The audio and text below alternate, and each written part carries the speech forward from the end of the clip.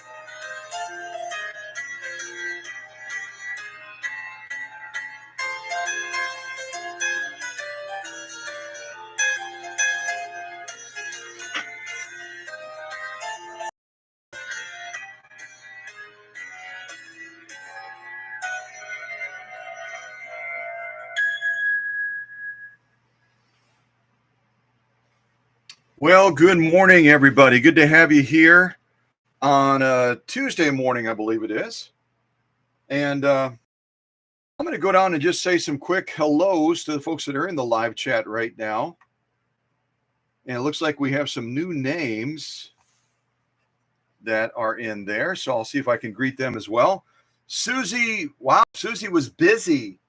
Susie posted 3 messages before Crystal Roy popped into the live chat. Susie's fingers were just going turbo style. And but it's great to have Susie in the live stream, the live chat. And she was first in the classroom today. I know a couple of other folks are kind of aiming to try to get in there before her. We'll see what happens. And I don't recognize Crystal Roy's name. And her comment was, "That's not a real singer. That's a toy."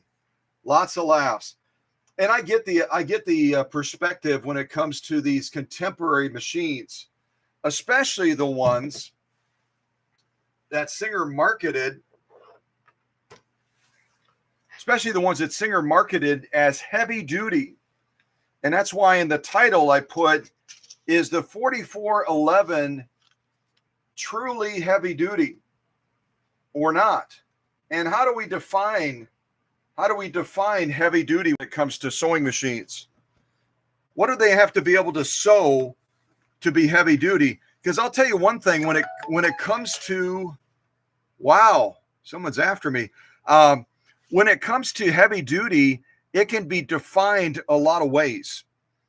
And by that, I mean, I've got a good friend, Dusty, out in the North Desert, California area. And he works with the heavy singers that they use to board Navy vessels. And these particular singers, I mean, they're monster machines.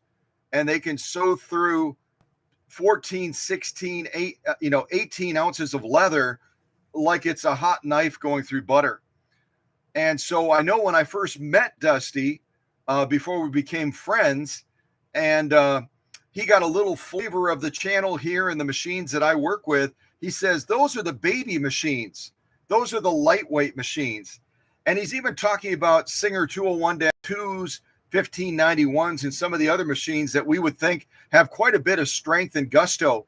But when you compare it to the light industrial machines that he works with all the time with his leather work, our heaviest Singer machines, heavy from a standpoint of strength and gusto, are really kind of toy machines to those that work with the big boy or the big girl machines that are in the light industrial commercial class. So where does a machine like this fall? Well, we're going to find out during the live stream. We're going to find out during the live stream how heavy duty is the Singer 4411. And why did it come to the workshop? Why did I meet Sharon of Minneapolis? What was going on with this machine? I'll try to share a little bit of that as well. And what was my take as I went through this machine in depth with a very detailed service? How well is it built? Does it have that metal frame like the box prominently proclaims at the different retail locations that machines like this one are offered? You know, is it really built back to the standards or even close to the standards of our vintage sewing machines that we embrace as super heavy duty, super hardcore? So let me do a little bit more music because I've got to do just a little bit more prep, and then we'll jump into this. But before I do that, I'll say good morning to, I believe it's Melissa Glasgow. Great to have Melissa here.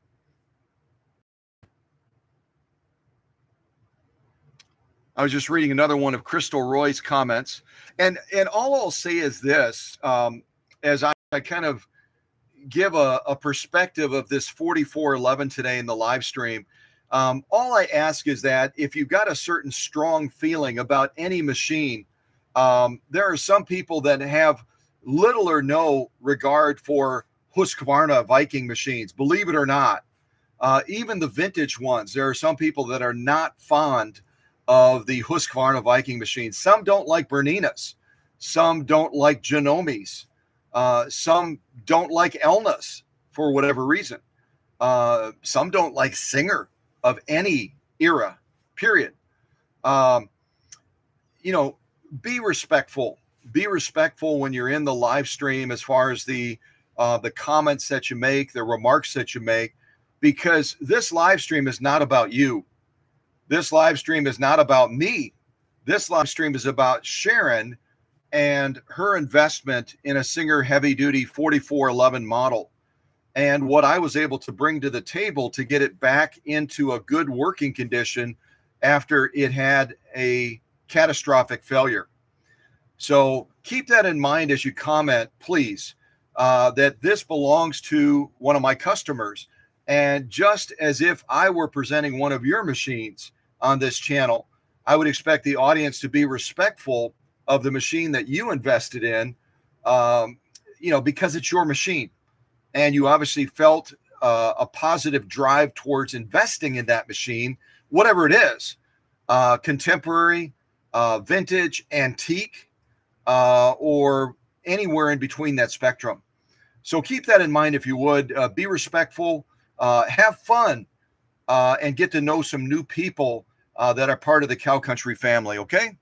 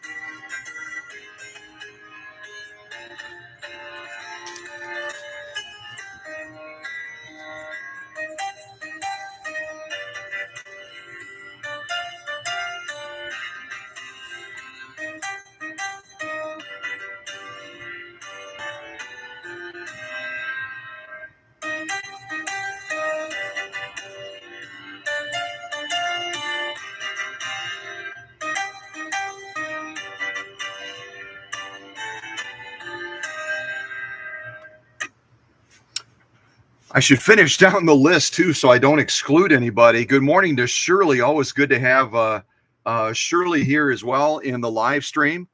And again, welcome to anyone that is new, whether you're in the live stream chat right now or whether you are in the shadows.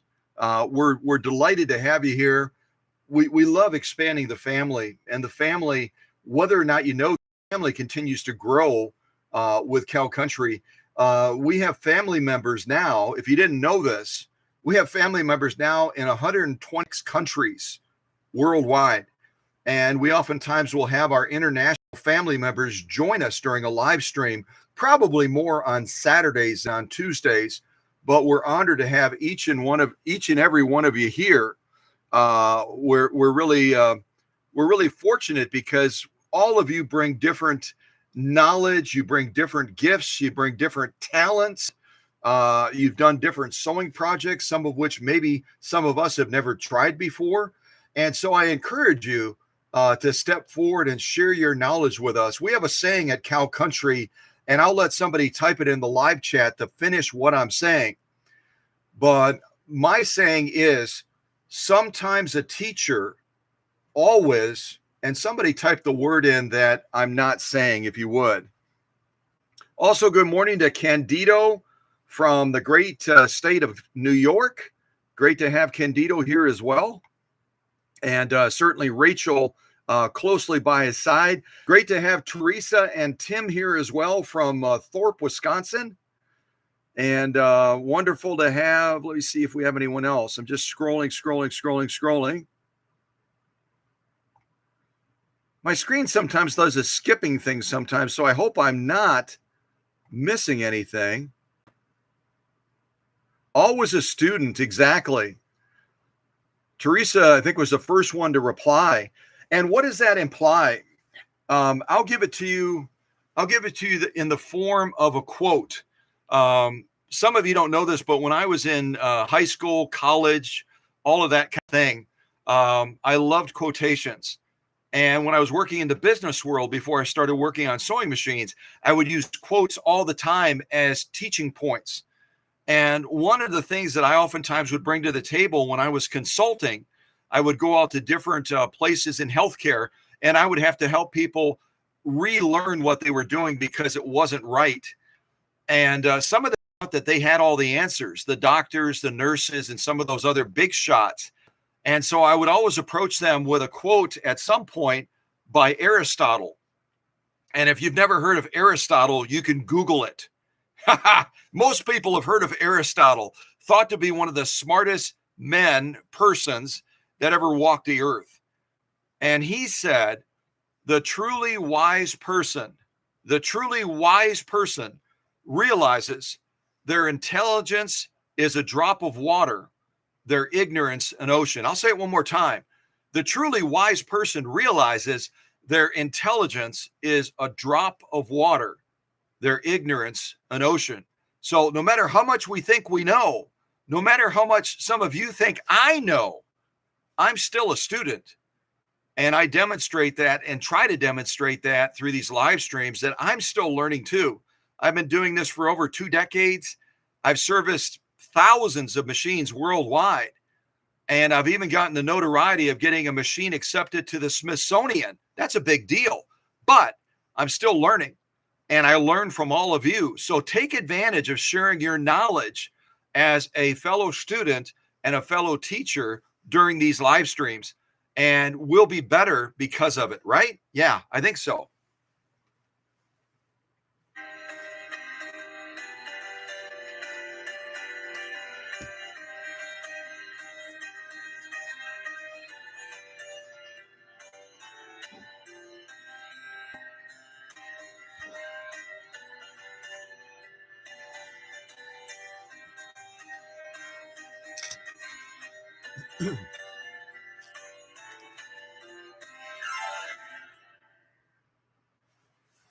Okay, I'm going to pause the phone for a little bit with the music and invite any of you that are in the live stream right now that have had a familiarity with some of these newer Singer machines, like this Singer 4411 heavy duty machine. And you can see again as I rotate it around, they proudly display the heavy duty. I don't have enough room. I never have enough room. They proudly display the heavy duty prominently right on the front of the machine. So one wonders, and it's interesting. I had actually presented this machine a couple of years back, and I pitted it against another machine on this channel. If you search the channel, you'll find that particular video. It was a video then, it wasn't a live stream. And I basically had a model comparable to this. I believe it was a 4411. And I did kind of a dueling banjos back and forth. You know, I would sew this on the Singer heavy duty 4411, and then I would go over to the vintage machine and I would do the same sew off. And it's interesting that when I did that a couple of years back, maybe it's been longer than 2 years, you can search the channel and find that, that the audience at that time decided that it was pretty much a draw. It was pretty much a draw between those two machines, one that was very contemporary and one that was clearly vintage. So what I always say is we give the benefit of the doubt to any sewing machine that's presented on this channel.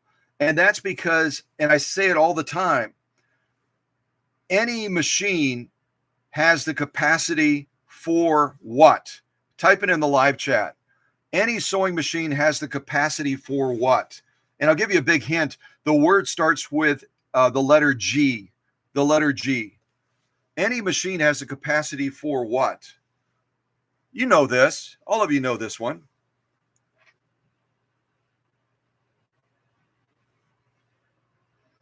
Yeah. Melissa nailed it. All of you nailed it. Candido nailed it. Candido, I think, was the first to nail it.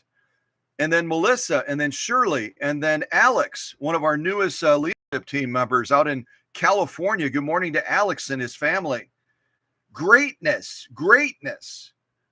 And greatness can also be defined in a lot of ways, right? I think greatness really comes down to, does the machine produce a page 34 stitch? And can it get the projects done that you're looking to get done? For Sharon from Minneapolis, this is her machine of greatness, at least until it had a catastrophic failure. And what happened to the machine as I went through it is the needle bar, and we actually had this on a machine. Remember, I gave away that machine that Singer produced at their 170th anniversary, that class 15, and a lady drove up from Madison, Wisconsin, about 3.5 hours to claim prize when we did that Calico creative writing contest. If you don't remember any of that, search it out. You can refresh yourself, or if you weren't a part of us then, you can look it up and find that information. But my point is, when I sat down to that machine that was made as a replica of a Class 15 that Singer put out to celebrate their 170th anniversary, and some of you in the audience bought those replicas as well. I know you did, because you told me you did.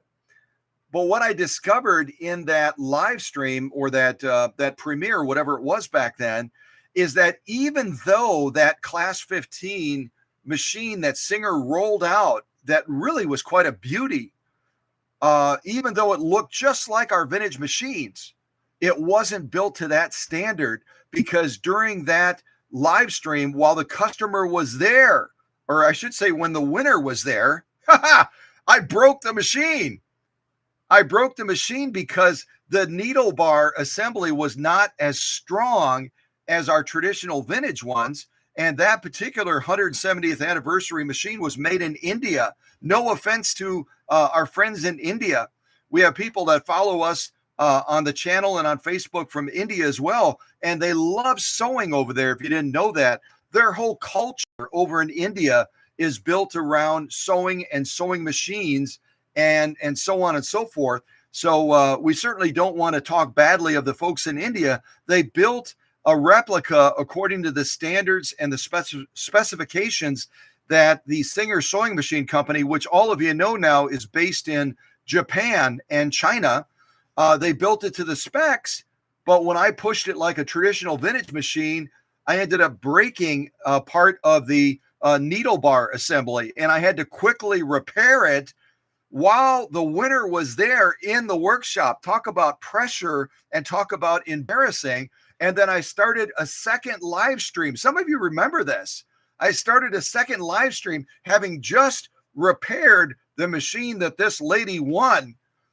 And then we finished the presentation of the machine, but I adjusted a little bit, taking into account that while it looked like a traditional vintage machine, it wasn't. And it's the same thing that you'll see today on this live stream on this Singer 4411. Even though it's branded heavy duty, even though all the packaging and all the marketing from Singer says you can push this machine just like the original machines, nothing's changed. Well, with all respect to the Singer Sewing Machine Company and their representatives worldwide, that's not entirely true, because Sharon took that to heart when she bought this 4411, just like when I sat down to that machine made in India for Singer's 170th anniversary that looked like a vintage machine in every way. And when I did it to that Indian machine, I broke it. When Sharon tried to treat this like a vintage machine, she also broke it. And I've got another customer that Susie and I just met yesterday that has a later version of this Singer heavy duty class machine. And this wonderful gal that's trying to finish a project. We just met her yesterday in Minneapolis. She's trying to finish a project quickly because she's leaving this weekend to go to India and wanted to take this special bag that she made on a Singer machine similar to this, and the machine broke in the process of sewing through some thicker seams. So I've got to quickly repair that machine that shares a lot of the same attributes as this one, get it back to this wonderful young gal that Susie and I met yesterday, so that she can finish this bag before she jumps on the plane to fly all the way to India to meet her family and to give this as a gift, to give this bag that she made and is hoping to finish, give this bag to her mom to show what she's been learning in the States, what she's been learning here as a traditional Indian young girl. And so, you know what? We all define greatness differently, but it really comes down to, if this is going to meet Sharon's needs, then this machine has greatness. And now that I've restored it and repaired it, it has renewed greatness, even more so, in my opinion, than when it left the factory. And that's because this is one of those closed case machines that's supposed to be maintenance free. There's no such thing. There's no such thing. And Singer tried this much earlier than this phase of their production. They tried it all the way back in the 1960s. They started changing the design and the body of machines to close the top of that arm so that there were no oiling points, as if to say to the customer, this machine is good to go. It doesn't need any care other than, take the fluff out of the raceway occasionally, maybe put a drop of oil down there. But other than that, you don't have to do anything to keep this machine running. Well, we all know that that's not true. Every mechanical, anything mechanical, even those things that have the sealed bearings eventually need to have sealed bearings replaced too, because everything that's mechanical eventually, succumbs to friction, viscosity, and everything else, and it starts to break down. And if you don't properly lubricate a machine like this, the lifespan of a machine like this being used as a heavy duty machine has a lifespan of about 6 months or less. And our friend from India that's hoping to finish that bag very quickly, if I can get the machine back to her by tomorrow, she's only had her machine for less than 6 months. And she's had a failure on it because she was trying to sew through a seam of material that was multiple layers. And why can't you do that on a heavy duty? Well, because it's not heavy duty the way we think about heavy duty as vintage people, right? It's not heavy duty in that way. So all I can say is, when you sit down to any sewing machine, even a vintage one, not knowing the history, not knowing how well that machine has been maintained, you always approach that machine with a little bit of gentleness, a little bit of care, and you start to get acquainted, and you start to try different sewing, sew offs on that machine, and you see how the machine responds. Does it hum a happy tune? Or if you start to sew through multiple layers of denim, like we're going to be doing on this 4411 today, does it start clunking and groaning and sound like something's about to fall off of it? So you've got to listen to your machines too. All of us have to be a little bit of a sewing machine whisperer, right? And you don't need something like this. I'll show you. Where is it? I'm going to try to get this off of here. You don't need something like this to be a sewing machine whisperer. You don't need a scope like I have that has a special bar on it like this that you can put against the sewing machine. You put these on your head like a good doctor would.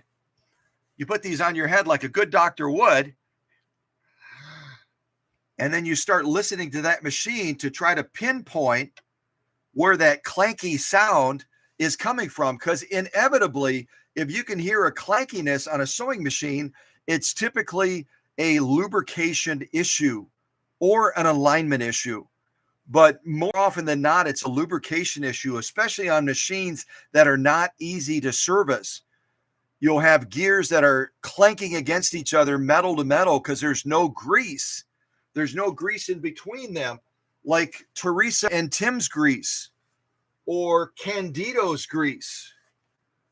Grease is so essential on sewing machines. And if you're a brand new leader like Alex Alcas, and you want your own grease, reach out to me after the live stream and tell me what your favorite color is.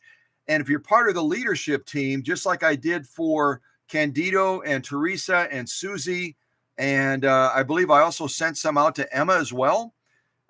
If you want your own personal original pink grease, but in your own color, let me know and I'll make some for you. But by the way, if you want to pick up a pair of these, so you can better listen and be a better sewing machine whisperer listening to your sewing machines, it doesn't matter if they're contemporary like this one or whether they are an antique 12K that was made in Britain.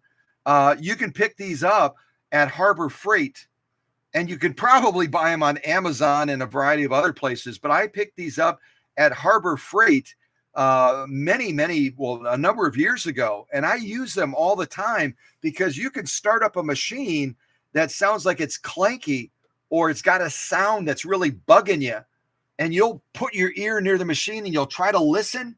And initially it sounds like it's coming from over here, and then it's coming from over here, and then it's coming from over here, and then it's coming from down here. And you're like, where the heck is that sound coming from? These will help you pinpoint it spot on so that you can then target that area. First of all, try lubrication. If they're gears, put grease on them. If they're pivot points or pitching points on the machine, then put some oil, preferably a mix of kerosene and sewing machine crystal white oil, like I've shown you on this channel before. And then see if you can eliminate that factor so you can have a whisper quiet sewing machine.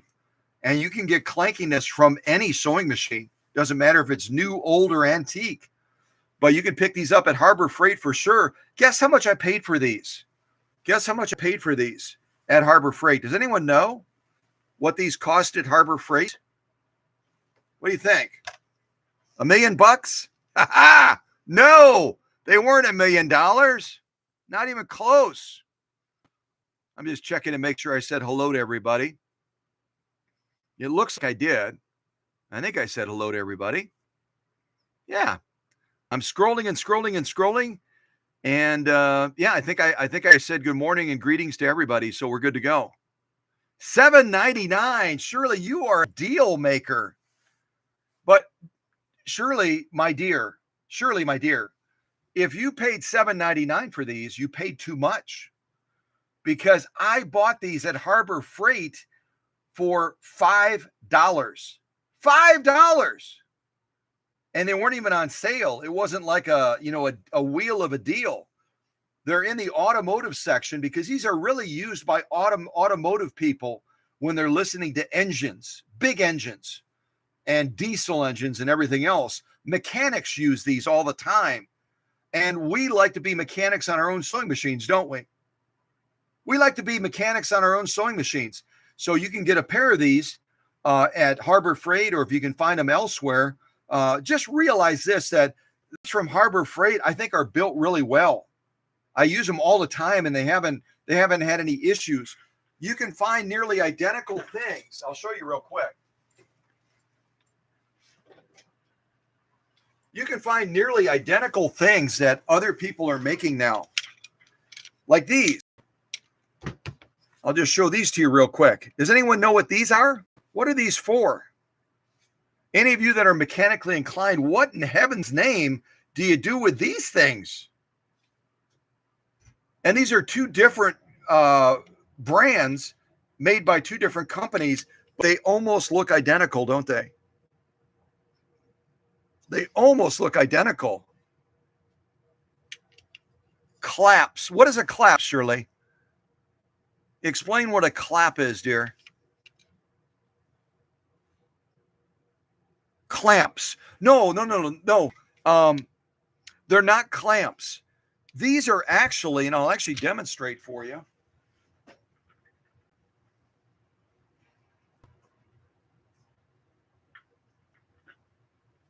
I will try to demonstrate for you. Hold on a second. These are actually my favorite in the whole world, wire strippers. You hold the wire like this, you put it in between these little teeth. Now, this is the one that I don't like. This is the aftermarket one that was made very poorly.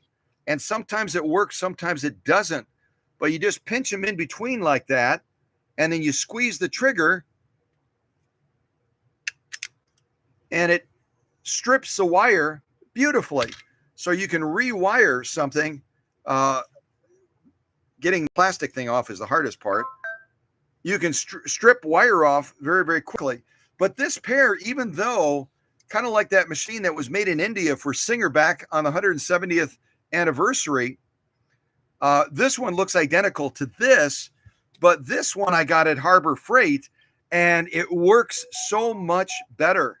It works so much better. I can slide it in like this, and there's no binding. You just give it a quick little pull. And instead of trying to use something like this, or one of the older fashioned ones, in a simple click, it'll adjust to any gauge wire and it strips it off without damaging the copper. Without damaging the copper. The thing you run into with a lot of the wire strippers is when you're stripping wire, it rips a bunch of these wires off, which lowers the effectiveness of it dramatically. It lowers the effectiveness of it dramatically. So if you look for one of these, they sell these at Harbor Freight as well, and they're much better than the aftermarket ones. Much, much better. Much better.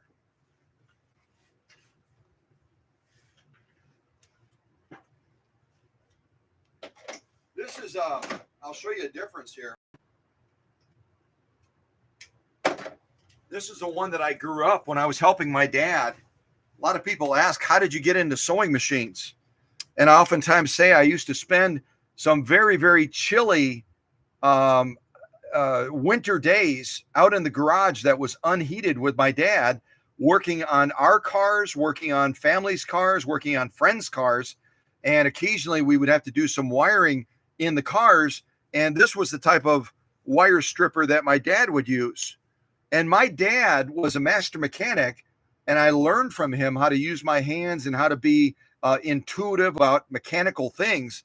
And my dad could use these just like a hiccup as easily as I use these.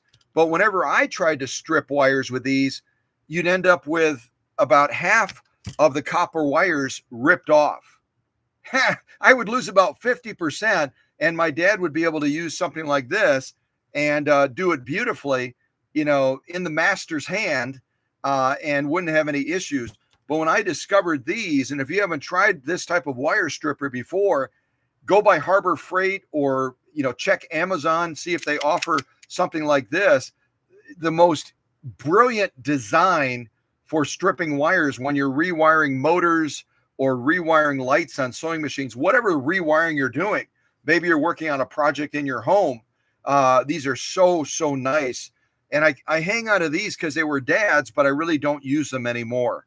These are my go-to now. So yeah, go by Harbor Freight or one of the other places and see what kind of fun stuff you can find.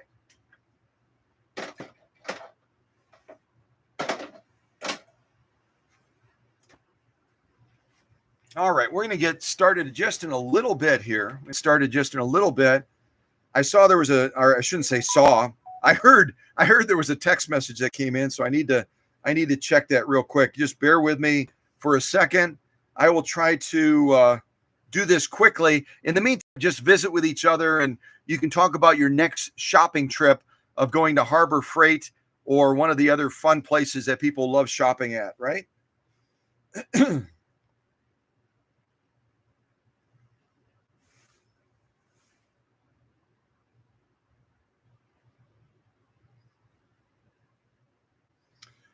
So while I'm doing this this housekeeping real quick,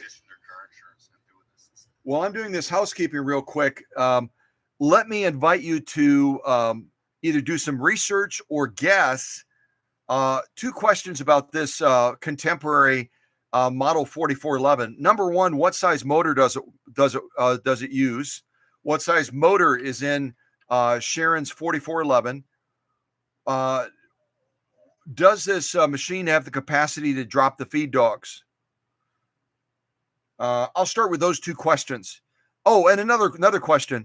Does it have, like a lot of the newer singers, this is your third question. Does it have self-adjusting presser foot pressure, or do you have control over the presser foot pressure in this machine? So 3 questions. Size of the motor, where was the machine made, and lastly, does it have that auto presser foot pressure adjuster, or can you adjust the presser foot pressure on this machine?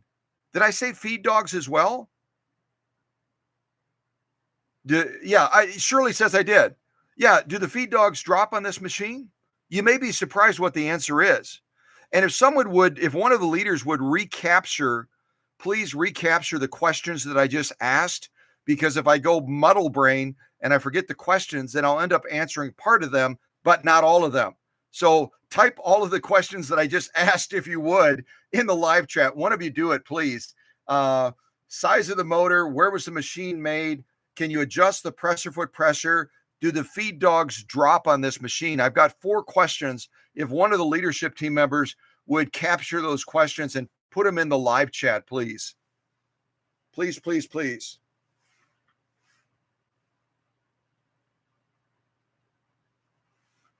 All right.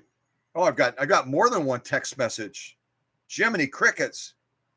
All right, bear with me for a second while one of the leaders is capturing those questions, and then we'll jump right into this straight away.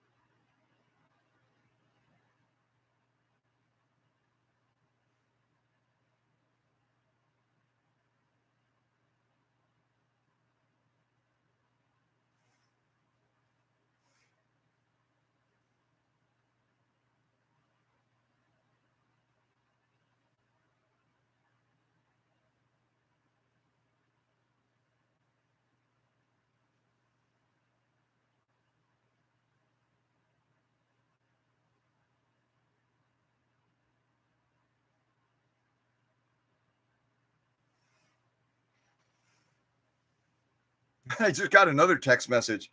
Hold on a second, folks. This actually relates to the live stream. It's from Sharon. Stand by for a second.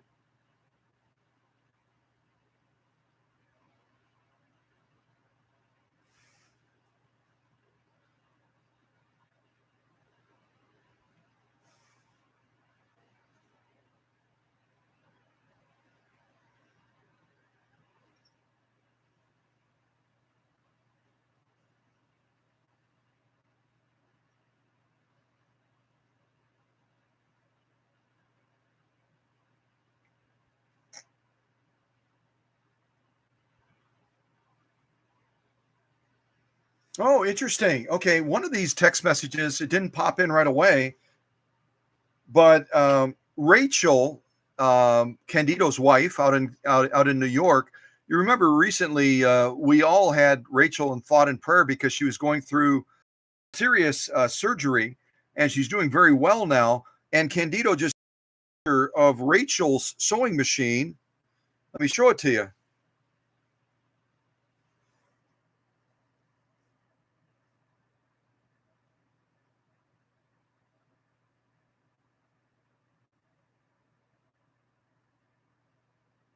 That's Rachel's sewing machine. I don't know what model it is because they look very similar, uh, the different models within this heavy duty class. But you notice here that some beautiful stitching, some beautiful, beautiful stitching. Beautiful stitching. Wow. Thank you for sharing that, Candido. And Rachel, thank you for sharing that. Very cool.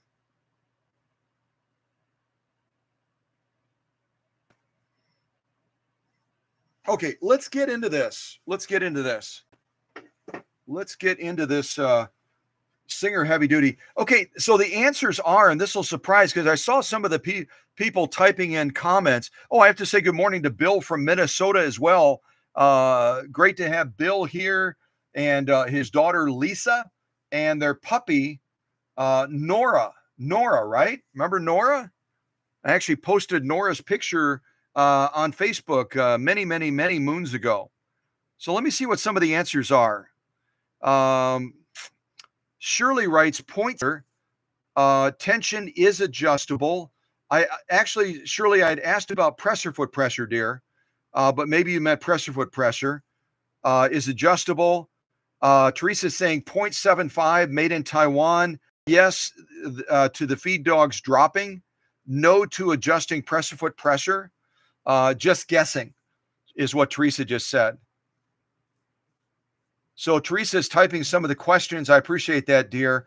Teresa's typing question 1 is what size motor? Susie's jumping in with some of the questions as well. Thank you so much.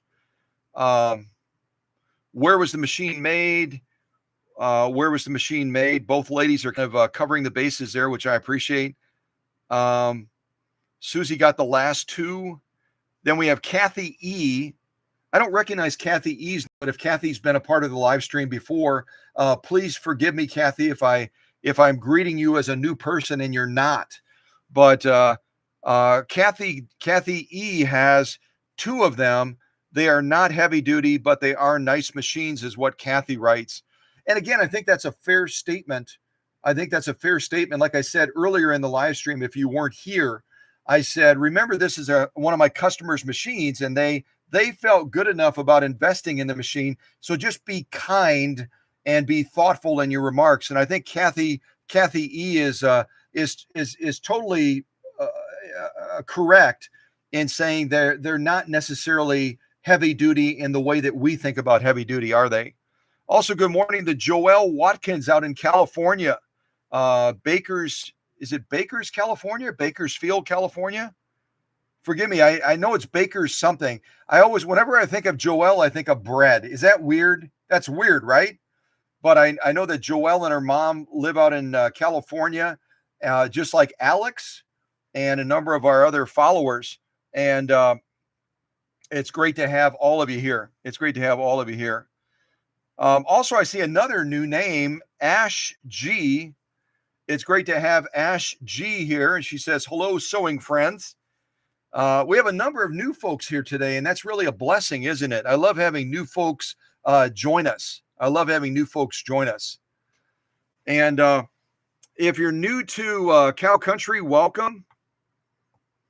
And if you're comfortable, only if you're comfortable in sharing what state you're from. Don't share your address. Don't give us your phone number. Let's be mindful of being, cautious in today's world.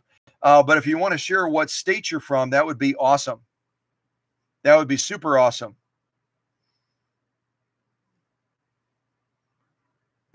Joel says, that's not crazy, Scott. I do a lot of bread baking. So that's awesome. Baking bread is something that ladies and men of the day used to do all the time. And it's almost a lost art now because you can go to Walmart or go to one of these other places and you can buy bread dirt cheap, right? You can buy bread dirt cheap and you can actually buy it cheaper than what you can make it for. But I just think there's something magical about homemade bread, don't you? There's something magical about homemade bread. There just is. So, all right. So the answers, and if one of the leadership team members would do me the favor of capturing the answers, and we're talking about the Singer 4411 that belongs to Sharon that we're going to be sewing on today, right? The one that the needle bar, a component of it broke and it went out of alignment because she was trying to sew a little bit too heavy duty on this machine. And we've talked about some of the challenges that she had, and hopefully she has more success when she gets this machine back, right? When she gets it back. So the answers to the questions that I asked about this machine, the questions that I answered was, what size motor? What size motor? The answer is 0.7 amps. The answer is 0.7 amps. So when I give all the answers, if one of the leaders would write down the answers with the questions and then go ahead and post that in the live chat, please, I would be grateful. As a matter of fact, the first leader to do that,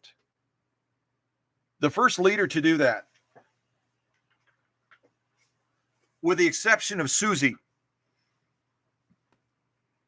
the first leader to capture all of the questions with the answers in the live chat. It's got to be one that you look at the live chat. If their name is in blue and they've got a little wrench, that means they're part of my leadership team, right? They're part of the leadership team.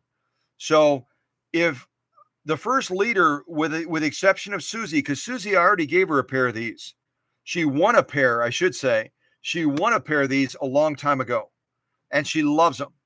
So if one of the other leaders would capture the questions with the answers, and you want a pair of Guggenheim scissors, these are awesome scissors, I'll mail these to that leader that gets the answers and the questions posted in the live chat first. Okay? A little bit of a race here. So I've got those on the line. What size motor? 0.7 amps. Where was the machine made? It actually was not made in Taiwan. It was made in China. Now, I know that it's, potato, patata, tomato, tomata. A lot of people, when they hear Taiwan, they think China. A lot of people, when they hear China, they hear Taiwan. Who knows? But the machine is stamped with made in China, 0.7 amps. Do the feed dogs drop on this machine? They do not. You cannot do free motion quilting or freehand embroidery on this 4411 unless you put a darning plate over the feed dogs. And I don't know if Singer offers a darning plate for this model, but the feed dogs do not drop on this 4411. Later of the heavy duty machine, they may have added that feature soon enough when I work on our friend's machine that's going to be taking this, hopefully this finished project to her mom in India this weekend. The last question is, can you adjust the presser foot pressure on this machine, or is it automatic? The answer is you can adjust it. And the adjustment is actually right here on the top of the machine. But you need a coin or a screwdriver to turn this, unless you can really get your nails in there. If you got long nails, I don't. But if you got long nails, you may be able to get your fingernails in there and turn it manually. But it does have the presser foot pressure adjuster right there on top of the machine. Looking at the machine right now, I might as well walk you around it real quick, right? I might as well walk you around the machine real quick. And we'll start over here. Let's start over on this side over here. This is going to be our stitch pattern selector, and also our selector for the 3-stage buttonhole that this machine will do. So if you want to change to different patterns, you just turn this big dial and you can get a variety of different stitch outputs. We'll try all of them on this live stream today with the exception of the buttonhole. So, I think it's easy access. It's large. You can get your hand around it very easily. It's a very nice design with this stitch pattern selector dial.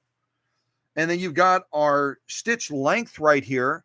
Our stitch length, you can adjust it, and then it's got a preset right here for the buttonhole if you do buttonholes. And then as we move to the side of the machine, I'll go over there real quick. We got our on-off switch for the LED light that's in this machine. We also have an adjuster for buttonholes here to fine-tune the buttonholes. And some also will use this to adjust some of the pattern output. I'm not sure how well that works. I didn't use it.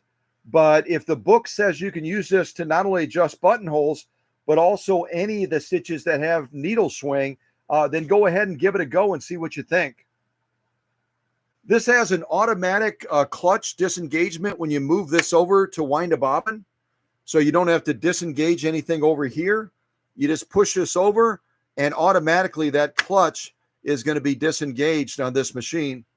And then moving across the machine right here, we've got stitch width.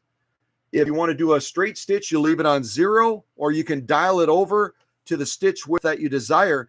And this has a crazy wide zigzag on it, a crazy wide zigzag. So much so that when I repaired this machine with the issue with the hook where the needle hit it, and then also the needle bar broke, part of that assembly broke on this machine as well when Sharon was trying to sew super heavy duty. I also adjusted the machine hook timing to accommodate that super wide zigzag on this machine because we were getting a little bit of a loosey-goosey even when I would bump up the tension real high. But this goes all the way up to 6, I believe. We've got needle position as well, which is great. We've got needle position on the machine. And then finally, we have our tension adjustment right here for our upper tension. So upper tension adjustment, needle position, stitch width, stitch length, stitch pattern selector. And then we've got this little fine tuner over here, primarily for buttonholes, but it might also benefit on some of the needle swing stitches as well that we'll be sewing today. I'm just going to leave it in the middle and just kind of leave it alone for right now. We've got a nice drop-in bobbin as well. And you can see here they're concerned about people orientating the bobbin incorrectly. So they actually have a diagram right here showing you that when you drop the bobbin in, you want to have that thread coming over the top, not under the bottom, over the top when you drop it in. And then you just draw that thread to the rear through a little slat that's right there. And you can pop this open real easily. Just you push this out and it pops off, and then you can see that bobbin and that bobbin assembly. The only thing I don't like about the design on this 4411, there we go. Now I got it pointed the right way. There's our little orientation showing you the thread goes over the top. The only thing I don't like about the design on the raceway portion of this 4411 is you cannot adjust the bobbin case unless you take this entire plate off, which means removing these two screws and taking the entire plate off, and then you're able to get to the bobbin case adjuster on the front here, which is covered by this little plate extension that's part of this feed dog cover. So that's a little bit cumbersome. If you can't get the adjustment you want with the upper tension here, then you've got to take out these two screws in order to get to the bobbin case to make your adjustment there. Now, any of you that are really new to sewing, like Ash G is in the live chat today. And again, a special welcome to all of our new folks. Great to have you here. We really count it as a privilege and an honor to have you as part of the live stream. But if you're brand new to sewing and you don't understand the way tension works, the bobbin case down here that you've got to take the two screws out to take this plate off to adjust is going to be defining your top stitching. In other words, when you run material through this machine, the stitching you see on top is defined by this down here. The stitching you see on the bottom, you oftentimes will see people post in blogs or in Facebook groups. They'll talk about the bird nesting that they get on the bottom of the material. They get that loopiness. In order to tighten up that loopiness on the bottom of the material, you've got to work with the upper tension, this little dial right here. And that's going to tighten up that bottom stitch so that it doesn't have that loopiness. But if you crank this all the way up and you're still getting a loopiness, that's where you have to go in here and back off this bobbin case by turning the little screw that's right about center underneath this little shield. And you need to turn that screw that's right about there in small increments counterclockwise. And that's going to take away some of the pull factor from the bobbin case so that the upper tension has more pull to pull up and define that lock stitch. So this is pulling down, this is pulling up. It's a tug of war like this. And when they become friends, that knot in the material is really about as close to center in the material as you can get it. That means that they finally cooperated and you've got a winning tension for whatever you're sewing at that time. But the reality with tension is as you change materials, as you change needle types, as you change thread, you may have to fine adjust either upper tension or in extreme cases, the bobbin tension in order to get the proper balance for tension. I hope that explanation makes sense, and I hope it's helpful to you so that you're able to overcome what is a Achilles heel to a lot of sewists, and that is the battle of tension. The battle of tension. A lot of people struggle with it, whether they've been sewing for 30, 40, 50 years, or whether they're brand new at sewing. It doesn't matter. Tension is a tricky thing, and it can throw a lot of people off. It can throw a lot of people off, right? A lot of people. All right. So I'm going to move these out of the way. If any of the leadership team is able to post, I don't know if someone already did it, But if they're able to post the answers and the questions that I asked about this 4411, size motor, where was the machine made? Can you adjust the pressure foot pressure? Can the feed dogs be dropped? Those were the questions. And then I gave all of you the answers. So go ahead and post that in the live chat if you're one of those leaders. And if you want a pair of these, if you're the first one, I'll mail them off to you. And interestingly, our perception as Americans and other countries as well, our perceptions as Americans and other countries, oftentimes when you see something is made in China or made in Taiwan or made in some of those other countries, they're on kind of a bad list, aren't they? For making crummy stuff that's destined to fail, stuff that's not built well. Well, I think that there are exceptions to that where they really do build quality. I think there's a lot of quality built into this Singer 4411, even though it's not to the same standard as the original vintage Singer machines. There's still quality and thoughtful design built into this machine. And I witnessed that as I went through this machine from one end to the other, and also repaired the problem that had occurred for Sharon when she was trying to go through a real thick seam of material. There's also quality built into these Guggenheim shears as well. Guess what? These are made in, where is it? These are made in China. I think you can see it, maybe. These are made in China. Professional 9-inch Guggenheim tailoring shears. So with these being made in China, what kind of warranty do these come with? And if you buy a pair of these and you simply don't like them, what is Guggenheim's position? If you buy a pair of these, they're about $50 retail. You spend $50 on these, you get them, you don't like them. What kind of warranty do these come with? And what is Guggenheim's policy if you buy a pair of these and you don't absolutely love them? Anybody knows the answers to that, type it in the live chat, because I think it will surprise you, because this is a product that's made in China. And we all have our presuppositions on things that are made in certain countries, right? Things that are made in China, things that are made in Taiwan, etc. Just like this machine, a lot of you thought it was made in Taiwan. It's made in China, right?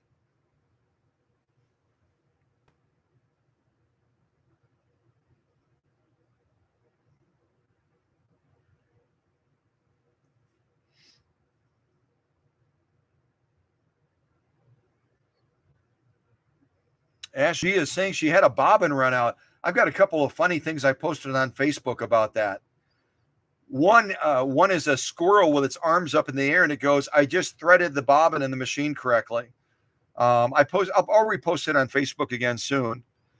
And the other one is, two of the saddest things is Christmas Eve, when you open up a present on Christmas Day and it says batteries not included, because everything is closed on Christmas Day. And if you bought something for a child or someone else that requires batteries and they didn't include them, you're stuck until after the holiday. And the other thing is low bobbin. So, any rate, I digress. So, all right, I'll put these to the side. Let's get into this.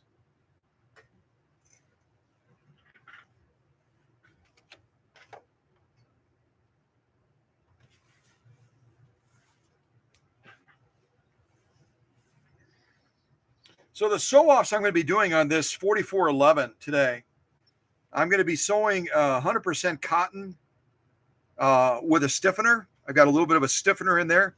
We'll be sewing on this charcoal colored type material. I've used this a couple times in the past. So we'll be sewing on this 100% cotton. We'll be sewing on 100% cotton as well, with quilt batting in between. So for you quilters out there, we'll be replicating what you might be doing on some of your quilts with a couple layers of 100% cotton with quilt batting. We're also going to be sewing some of this upholstery material that Emma sent to the workshop with the machine that she was doing for Jane. We're also going to be sewing some of this fake fleece that's made from 100% polyester. We're going to be sewing some of this ribbon material that's absolutely translucent. You can see my hand behind it, and that's 3 layers of this stuff, 3 layers of it. And this is 100% nylon. Any of you that have sewn on nylon before know that nylon can be incredibly tricky stuff. So we're going to be trying to do some stitching on this 100% nylon ribbon type material as well.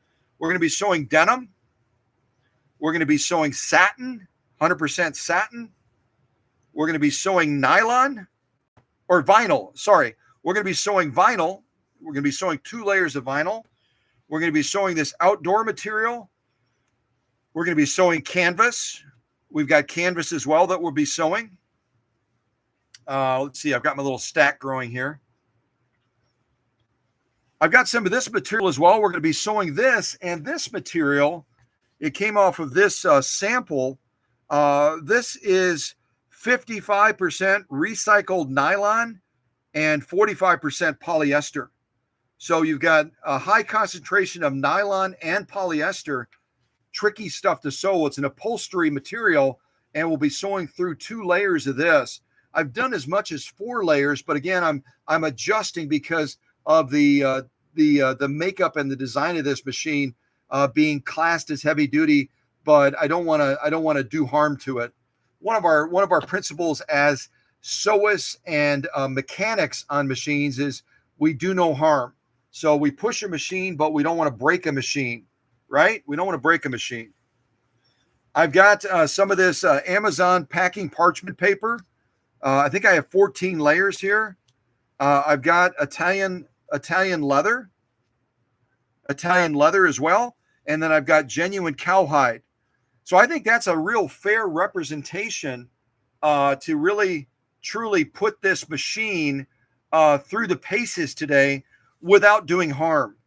So we'll be sewing 2 different types of leather, Italian leather, genuine cowhide. I'll put those to the side.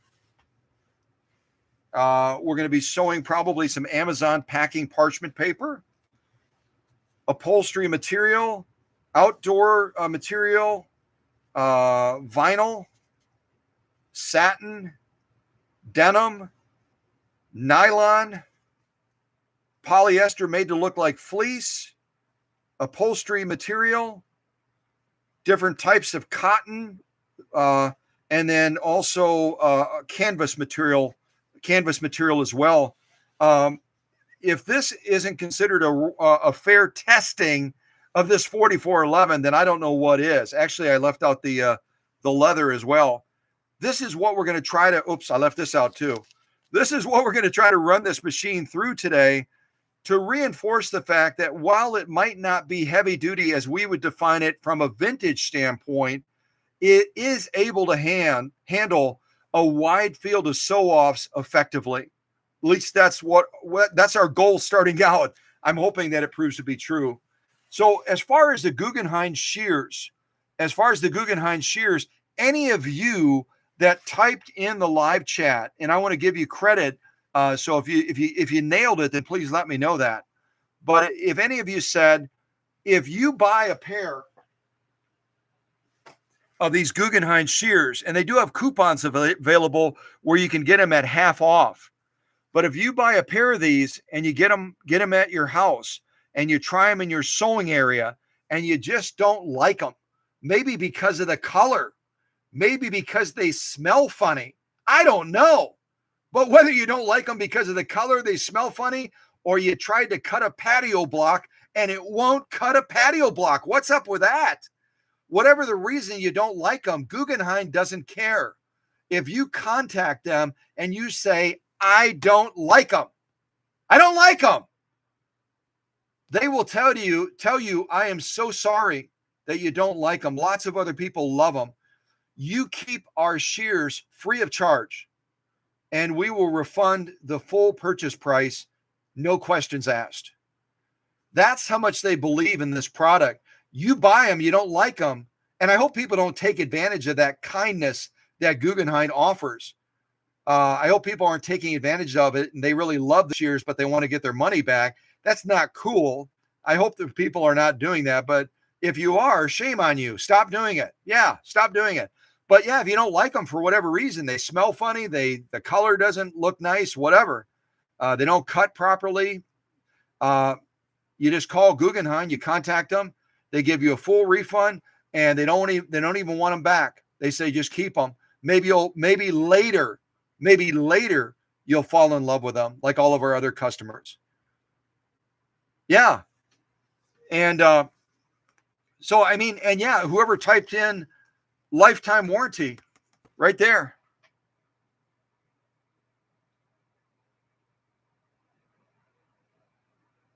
Lifetime warranty. And this is a product that's made in China. So if you had a presupposition or a bias against things that come out of China, yeah, they do ship out some stuff that is made very poorly. I'll be the first one to say that. But there are other things made in the US that aren't made very well either. And there's other things made in other countries that isn't made very well either. Certainly not to the standards of what we would expect as vintage people, right? So, keep your mind open. Keep your mind open, because all of a sudden you'll find a sewing machine like this where there's a lot of thoughtful design in it, and it surprises you.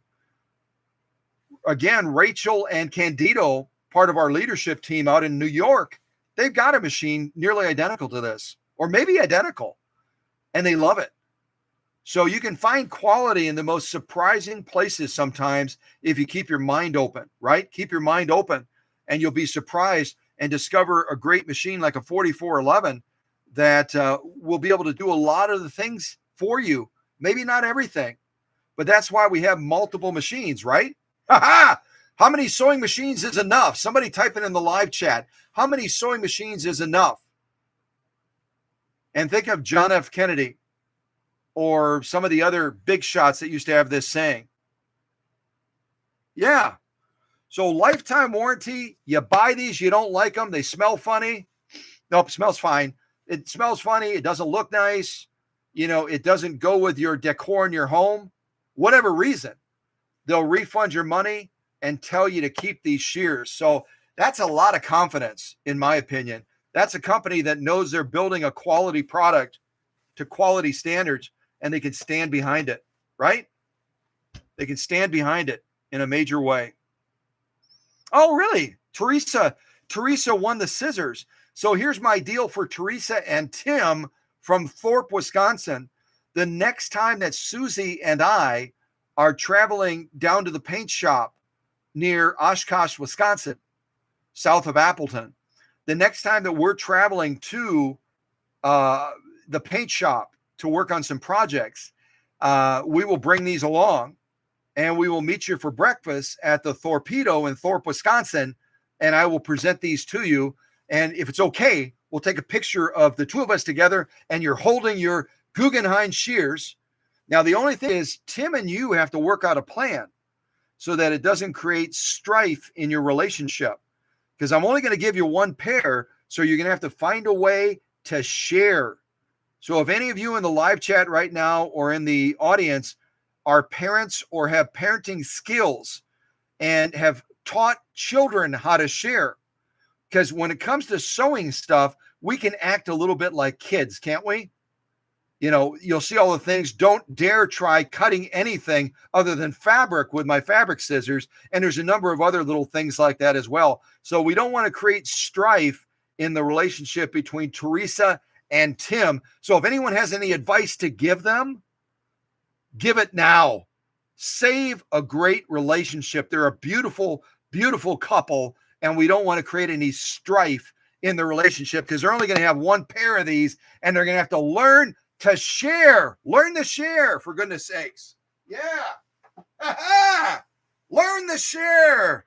Learn to share. Ha-ha.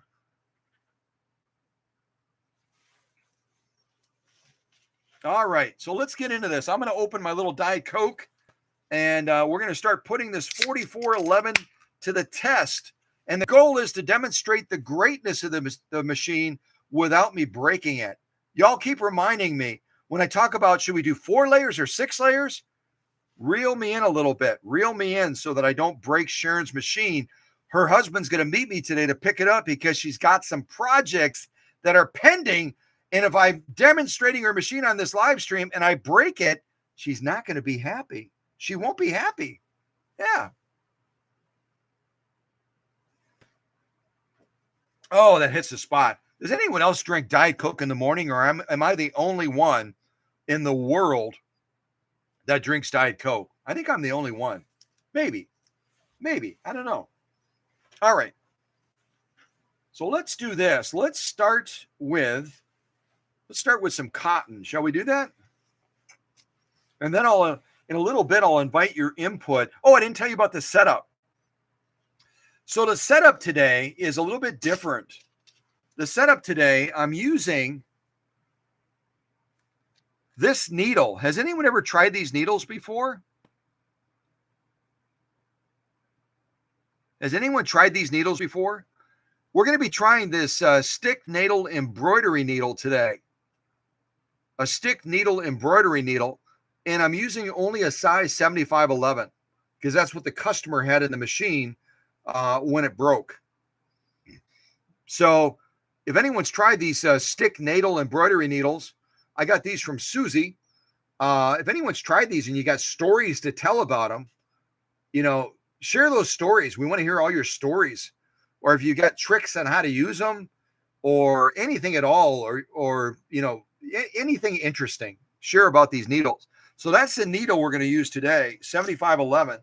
And we're using our go-to Coats & Clark dual duty XP thread. Our dual duty XP thread. Yeah.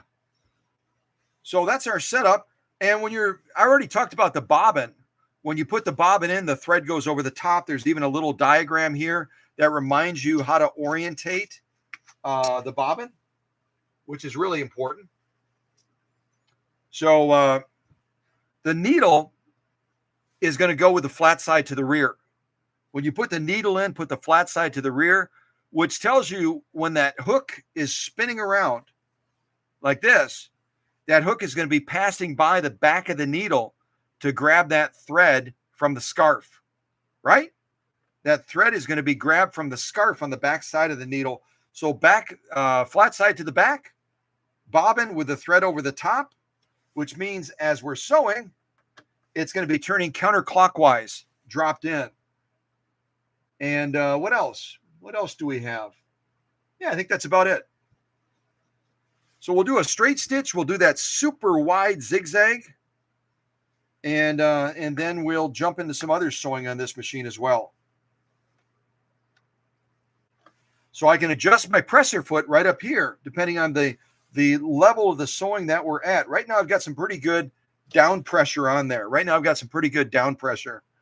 So I think our presser foot pressure is fine. But again, on this model, we can't do any free motion quilting. So if you were counting on free motion quilting today, be prepared to be disappointed. Yeah, be prepared to be disappointed. All right. Let's get that camera situated. We'll lay down a straight, then we'll lay down a zigzag, and then we'll jump into some of the other fun stitches this machine will do as well. All right. So give this a listen.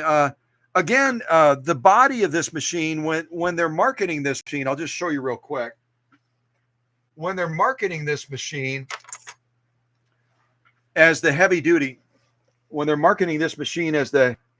machine, they emphasize the fact that it has a steel reinforced cage or innards inside of it. And being inside of this machine, I can attest to the fact that there's definitely metal from one end of the machine to the other. It's a metal reinforced type frame or caging inside of there. But it may not be a ferrous type metal.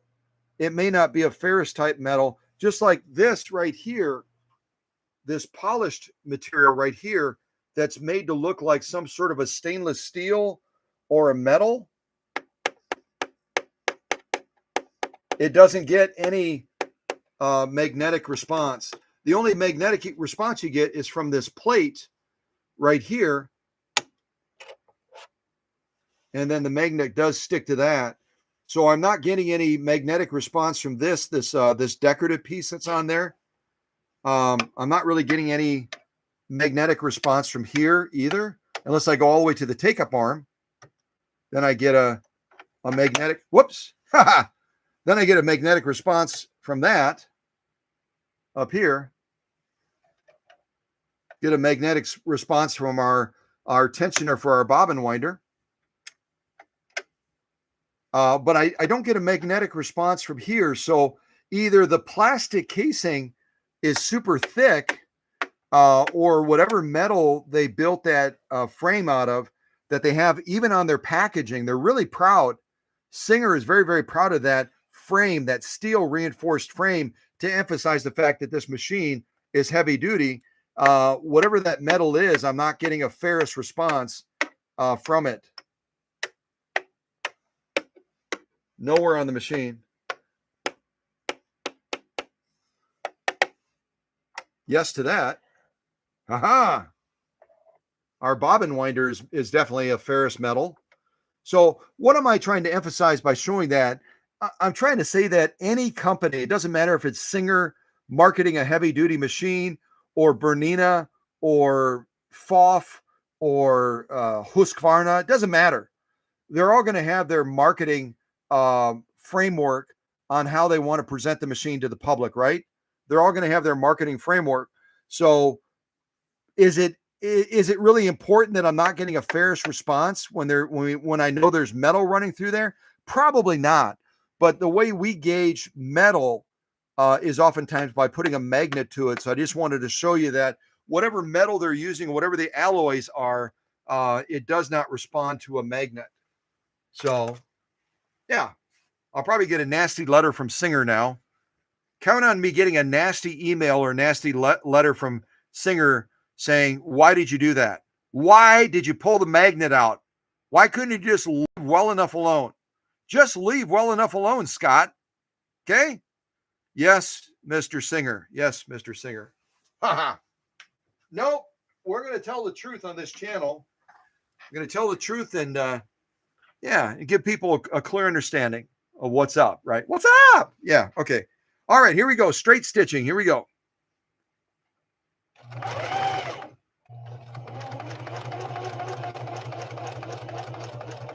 All right. Oh, interesting. Interesting. Make sure my thread is in there properly. It appears to be. So, aha. We're going to do a take 2 on this first sew off. I don't want to start out giving this machine a bad name. I'm going to cut that off a little bit because I don't need all that anyway. I'm going to make a little adjustment on top. The interesting thing, and I'll just show this to you real quick. I had done a variety of different sew-offs. Off camera on this 4411. On this cranberry type 100% cotton, and also on this green 100% cotton as well. So I did a lot of sew-offs once I got the machine repaired and ready. Did a lot of sew-offs on the green 100% cotton with the same stiffener, and also with quilt batting right here, and also 100% cotton, kind of this cranberry color. The thing that you'll find if you research fabric, you'll find that some of the dyes that they use on fabric and some of the dyes they use on thread can actually have an impact on how your machine sews. Did anyone know that? That the dyes that they use in thread and the dyes they use in certain types of material can actually have a direct impact on how your machine sews, how your machine reacts to that material. So I had done lots of testing on this cranberry and on this green. And as I was getting ready for the live stream, I thought, hey, I haven't shown that charcoal material for a while. I should do that. Well, now I need to adjust the tension slightly to accommodate this charcoal material with a stiffener, which is virtually identical to this green 100% cotton, but the machine is reacting to this a little bit differently. Who knows? Maybe the way it's composed, maybe who knows what, it's 100% cotton, but somehow, some way, it's affecting our top stitching. So I'm going to do this. I'm going to throw this one away like it never happened. So I don't give a bad name. I don't want to give a bad name or a bad first impression to Sharon's machine, since I changed the material type, at least the color. Yeah. And we will do a take 2 on this. Let me find my clips. All right, so I backed that off a little bit. Let's see if that does the job. All right, so we're going to try this again. Straight stitching, 100% cotton, charcoal colored. And we'll see if we get the result that I got off camera on the other 100% cottons. Here we go. Oh, let me get my take-up arm up. There we go. Otherwise, I'm going to grab some green 100% cotton real quick so I don't have to change all the settings on the machine. Here we go.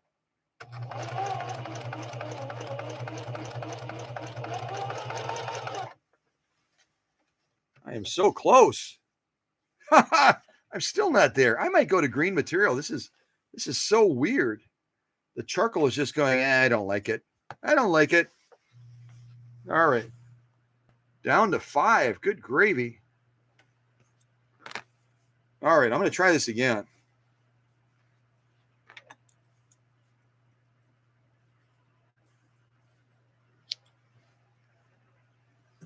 We don't have challenges in life. Life is not worth living, right? We need challenges in life. Yeah, we do.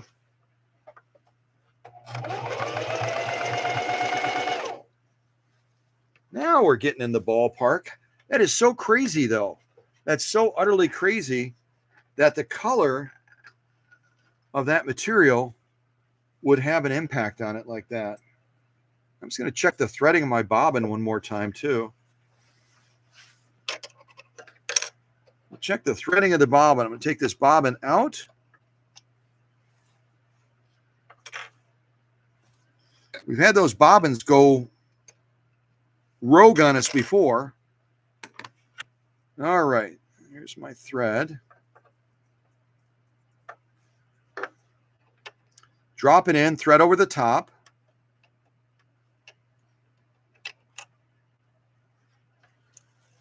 Draw it back through that little track right there. Yeah, we'll rotate the machine to pull that thread up.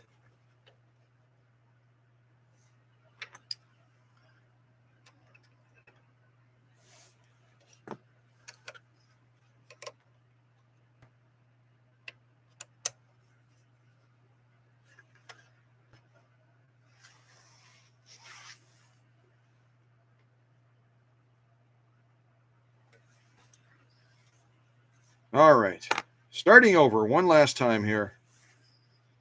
See, that teaches you, you can think that 100% cotton is the same regardless of the color. And then all of a sudden in a live stream, you can get a big surprise. They are not all created equal. All right, let's give this a try again now.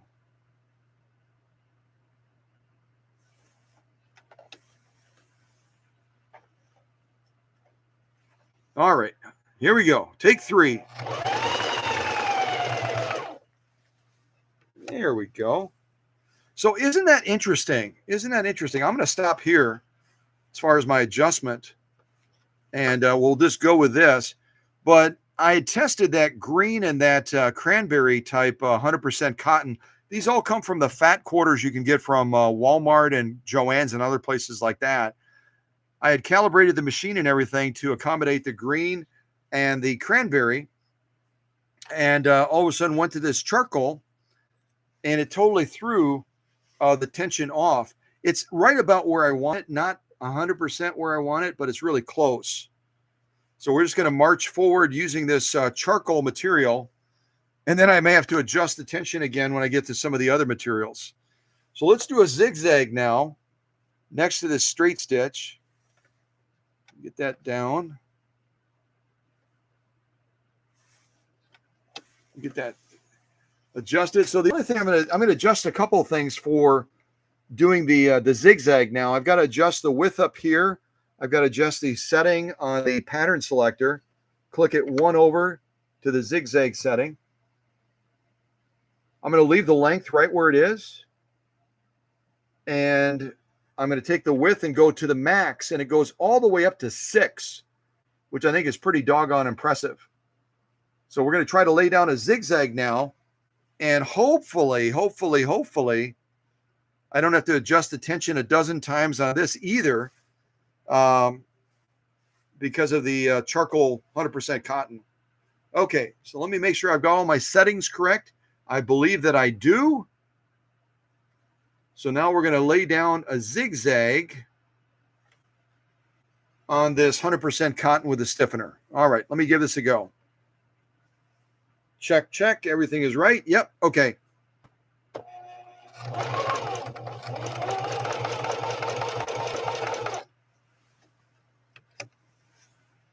We'll see if that did it, hopefully. Now I have to go up a little bit. I should have taken that into account with the needle swing. All right, I'm going to sew the zigzag one more time. We'll sew the zigzag. The top looks fine for the zigzag, but now we have to adjust for that needle swing. Remember I talked about it. When you're sewing and doing any needle swing stitches, you're going from here to here, and there's no support other than the tension from there to there. From here to there, there's no support. It's all a tension factor so that that stitch looks proper in its definement. Same thing with a straight stitch. There's no support from here to here. And so you have to have the proper tension to get the right stitching. The lock stitch is even more critical on the back. When you get to this point, if you don't have enough tension, then the thread doesn't pull tight enough, and you get that little drop point right there when you're dealing with the largest zigzag like this. See that on the bottom? So we just bumped up the upper tension. Now we're going to try that same stitch one more time and see if that's sufficient to give us the balance that we're looking for. Yeah, we'll go up to 5.5 even. All right, here we go. Take 2 on the zigzag, the super wide zigzag.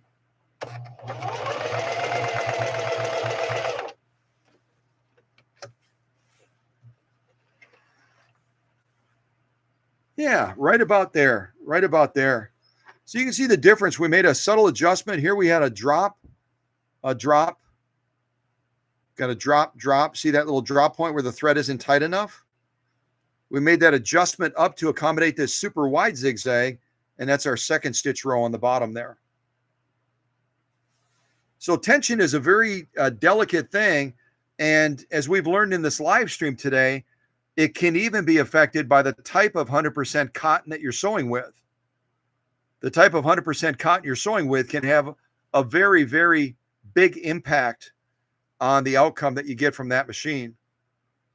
So understand tension, and you will have success and prosperity.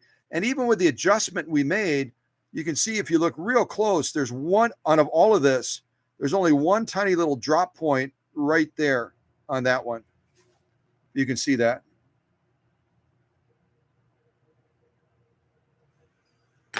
So make sure you understand the principles of tension, and they apply to any sewing machine you're using. It doesn't have to be a contemporary one, a vintage one. It's all sewing machines are going to have that impact regarding tension. All right, let's keep marching forward on this charcoal material. Now we're going to go to a 3-point zigzag. A 3-point zigzag. So I'm going to turn my dial one click counterclockwise. Now we're on the 3-point zigzag. We'll leave our length. No, we're going to change our length. What I meant to say, we're going to change our length all the way down. Quite small, just above 1. We're going to leave our width the same. We'll leave our width the same. Well, we'll bring it down a little bit to 5. So we brought our width down to 5. We brought our length almost down to 1, quite low. And we're not going to change needle position, not going to change tension at this point. We'll see what result we get. And then we'll jump from there to adjust. All right. So 3-point zigzag. Let's see what we think of this one.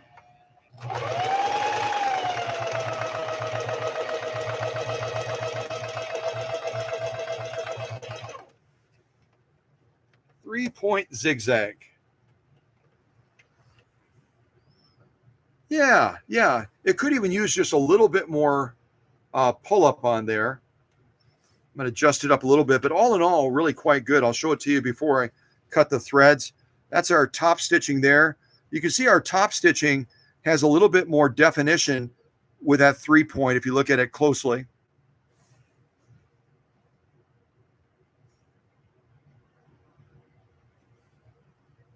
Turn it like this as well so you can kind of see it from the side.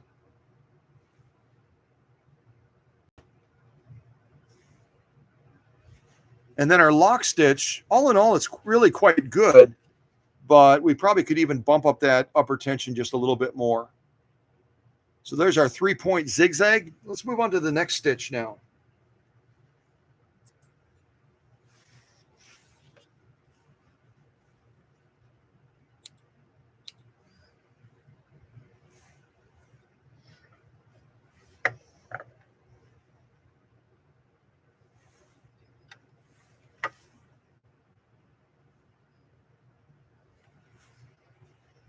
Okay, so our next stitch is going to be, this machine has a variety of different, what I would call a variety of different blind hem stitches.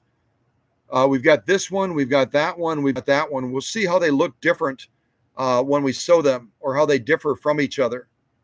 So we'll do this one next. I'm going to leave my stitch length the same. Yeah, right around 1.5. We'll leave our stitch width right on 5. So let's try this next stitch, which is one of the 3 types of blind hem stitches that Sharon's machine has.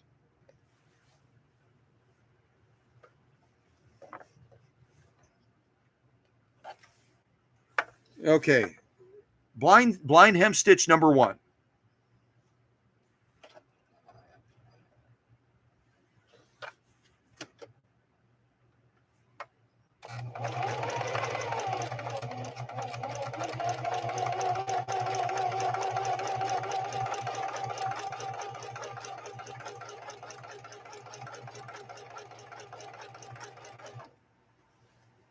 All right, that's blind hem stitch number 1. You kind of get an initial glimpse of it there.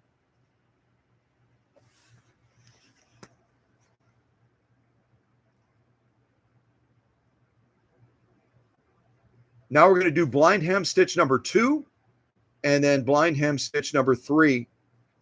And I'd have to look at these closer once we try them. One of them very likely is going to be a stretch blind hem stitch. And again, Rachel and Candido have this or very similar machine. They would probably be able to share some insights too on how they use these various stitches that the machine offers. But they all look like blind hems to me. I'm probably using the wrong term though. So, all right, so let's do the next blind hem. Yeah, that's actually quite good. We'll look at those one more time.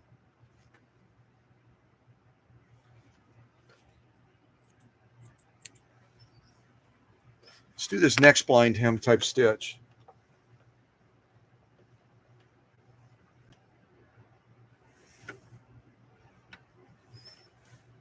All right, blind hem stitch number 2. Let's try this one. Adjust it over.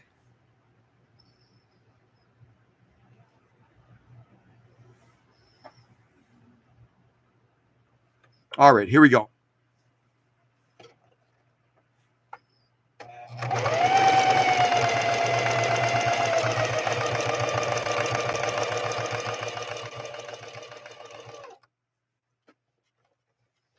Oh, this looks like a stretch blind hem, I believe.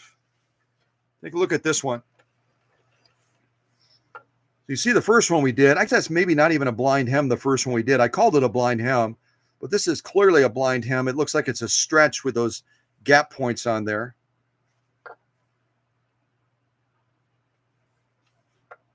Yeah, nice looking stitching. Let's do the third one and see what we think of that one. We'll do the third one now.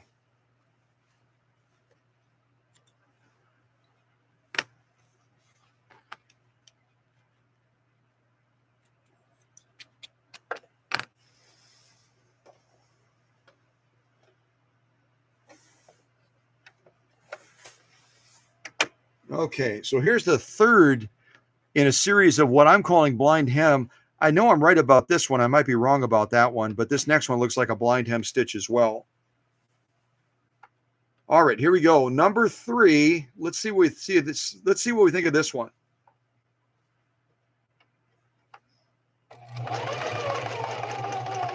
Ah, this is taking it the opposite way, I believe. It's kind of a mirror image. This is a mirror image type blind hem. And it's a little bit more narrow, isn't it? Just a little bit more narrow than the other one. That creates kind of a cool image, doesn't it? Creates kind of a cool image on it. That's our lock stitching there. I think we're finally conquering this charcoal 100% cotton. I'm finding out the balance point on it, how it differs from the other 100% cotton materials that I tested the machine on, assuming that cotton is cotton.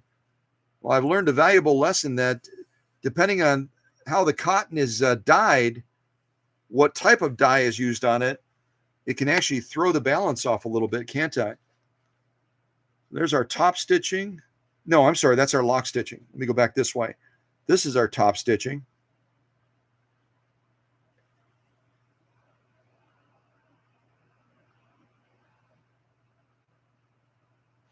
And this is our lock stitching.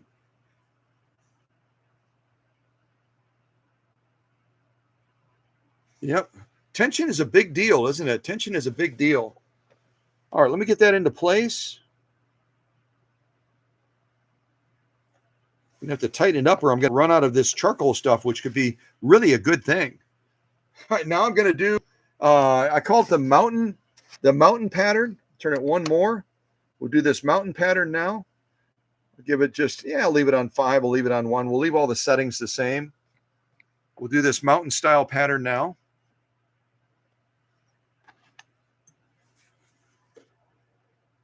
All right, here we go.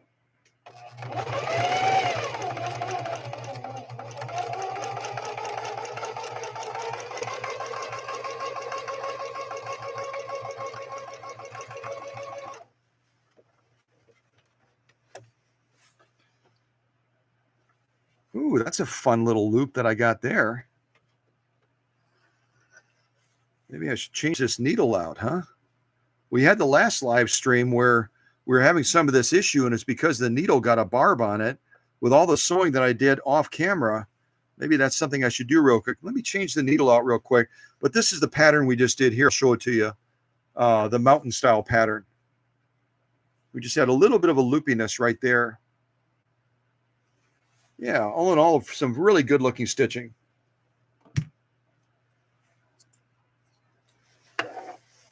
All right, let's do a quick needle change on this and see if that resolves that issue. All right, I'll put on a little bit of music while I'm doing that just to keep you occupied. And, oh, looks like I got a text message as well. Hold on. A couple of text messages. Teresa won the scissors. She was first to get all the, okay, that's from Susie. Susie's just telling me that Teresa won the scissors, and the other one was an old message. Okay, let me put on some music. We'll change this needle out. And again, we're dealing with a 7511 embroidery needle. They tend to be a little bit more delicate, don't they? We'll see if we can put a fresh one in there and give us a new start. And a little bit of music in the meantime.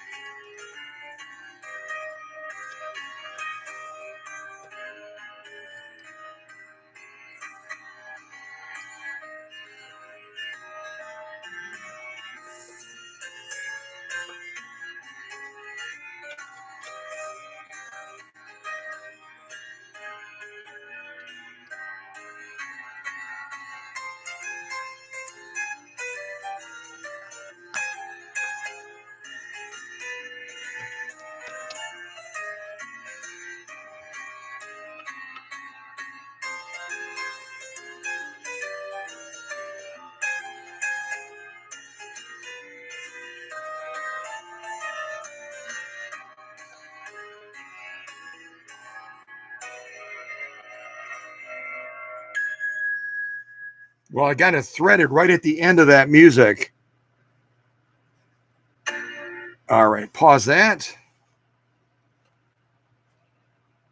Well, I made a I made a mistake when I was trying to adjust the height of this needle so I could get the needle in more easily, because there's very little clearance between here and the bed. And with my big hands, I needed a little bit more space.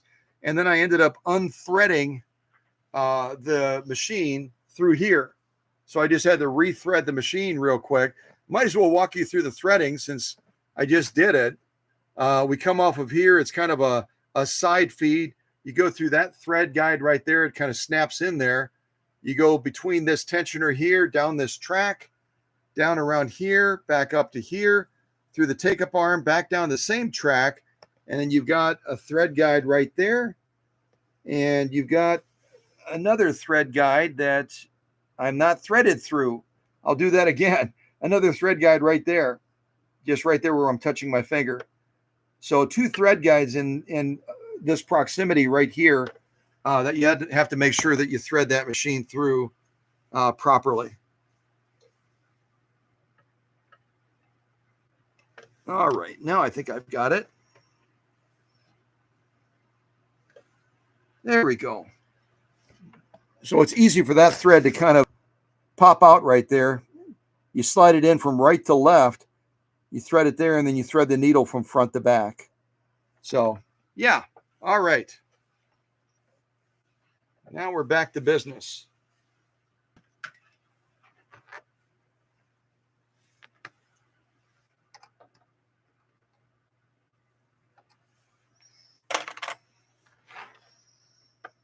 Okay, so we just did the mountain pattern. Let me see how many we have left, because I don't have much space to work with on this silly charcoal stuff.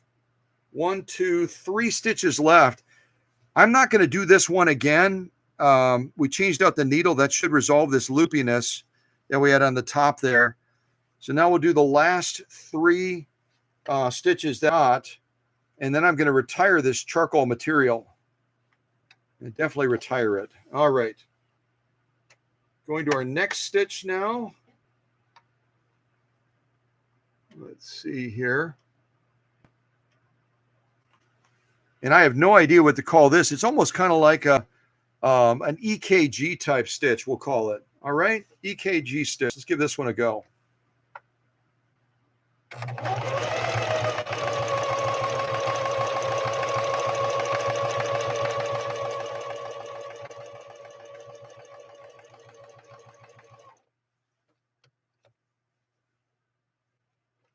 Yeah, that is kind of an EKG stitch, isn't it? You can see that one right on the top there.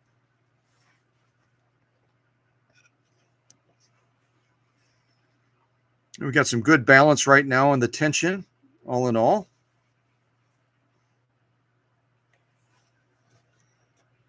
Let's do our next stitch. I'm going to call it kind of like the eyebrow stitch. The eyebrow stitch next.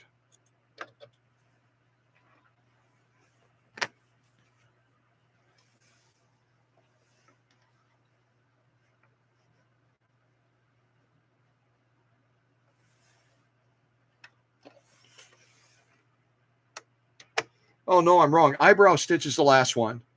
This is going to be kind of like a building block stitch. Let's see what this one looks like.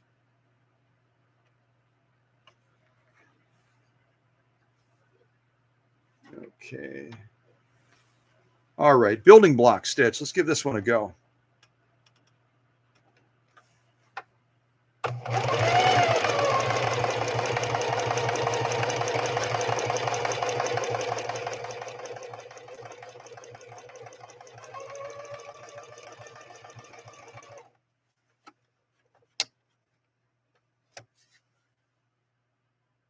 Yeah, I could have made that one more narrow, but that is a good looking stitch.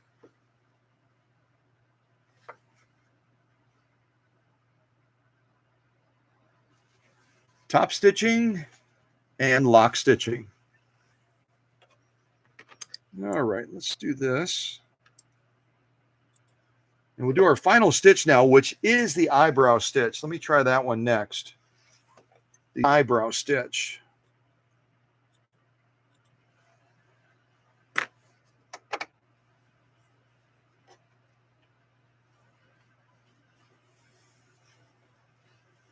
And then apart from the buttonhole, we will have gone through all of the stitch options on this 4411.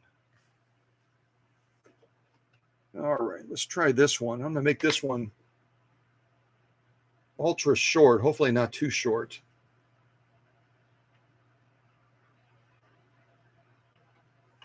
All right, final stitch. Here we go.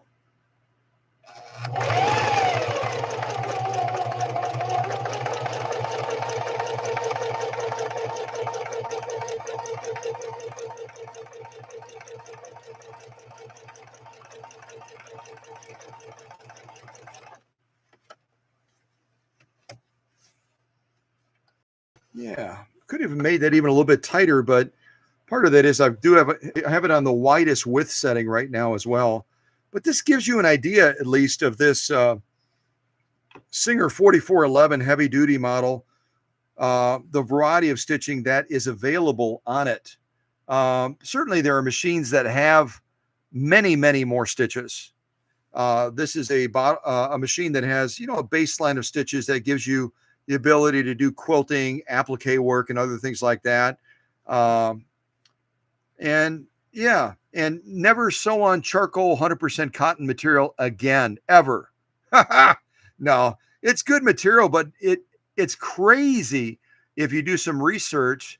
The dyes that they use on thread material can just totally throw your machine out of whack. Totally throw your machine out of whack. Yeah, nice stitching. Very, very nice stitching.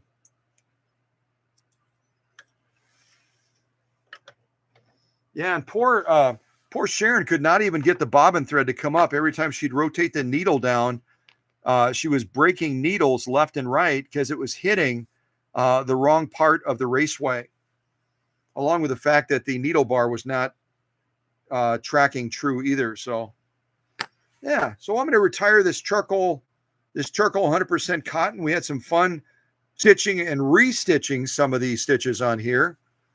And now we'll move into some of the other materials, kind of give them a go, check them out. All right. So I'm going to involve the audience a little bit and invite you to give me some guidance. You've seen the stitching that we can do. I'll show them to you again up and close. And don't ask me to do a buttonhole. I'm not going to do it. It's actually, I said 3-stage. It's actually a 4-stage buttonhole.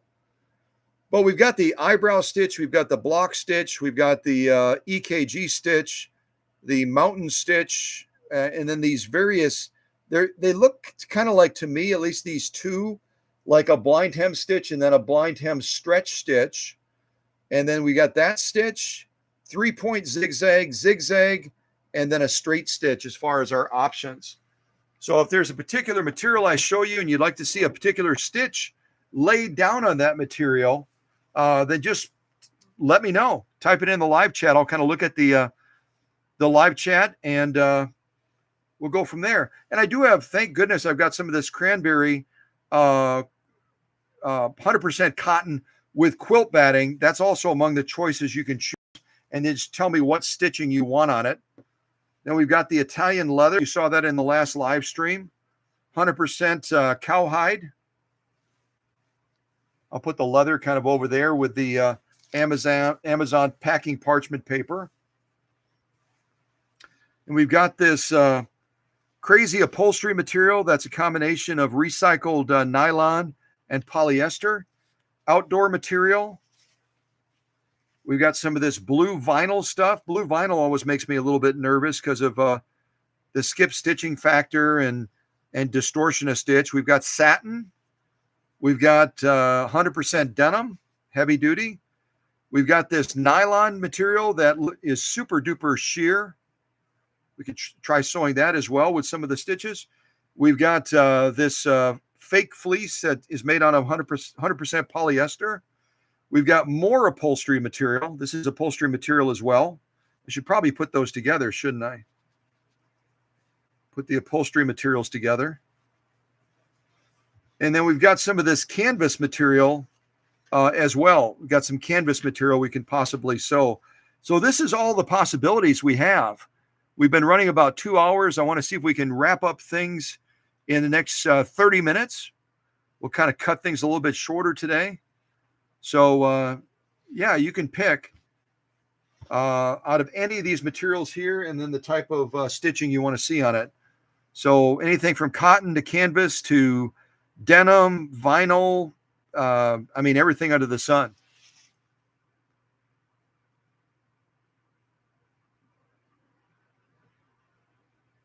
Yeah, I think it does.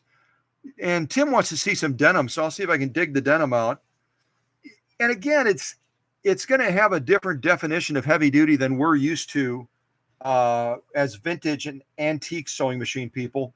But I think it does a decent job. It's got a nice, robust motor, and you just have to know the limitations of a machine like this, don't you? You got to know the limitations. All right, so why don't I do the denim that Tim requested? I'll see if I can get, let's see, two, 3 layers. Well, maybe I can fold it like this. That's 2 layers, 3 layers, 4 layers, 5 layers, 6 layers. Who thinks I'm pushing good fortune by trying 6 layers on this heavy duty Singer 4411? We normally do 6 layers on the other machines, but am I pushing this machine a little bit too far? Am I pushing this machine a little bit too far? What do y'all think? 6 layers, is that too much for this 4411? Should I bump it down to 5? Bump it down to 4? Bump it down to 3?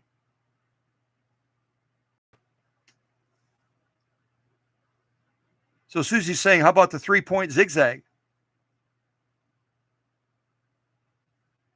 And Tim is saying, what about a blind hem stitch? I think we're talking about denim still, aren't we? Yeah, we're talking about denim. So a blind hem stitch and a 3-point zigzag. So if you want to see more than one stitch on here, I'm going to have to fold it a little bit differently, aren't I? So I've got 2 layers. And I've got 4 layers. Why don't we do 4 layers? 4 layers on this 4411. It's still not a super light sew off, but it is lighter than we normally do on our machines. So we're going to lay down a 3-point zigzag. We're going to lay down a blind hem on this. And we have 2 different blind hems. So I don't know if the one that requested the blind hem, was that Tim? Yeah, Tim wanted the blind hem. I can either choose the type of blind hem, or you can tell me if you want 1, 2, or 3, because we kind of have 3 options on the blind hem. I'm also going to make a slight bump up on our presser foot pressure. Let's see here. That is positive, so I'm just going to go up just a little bit.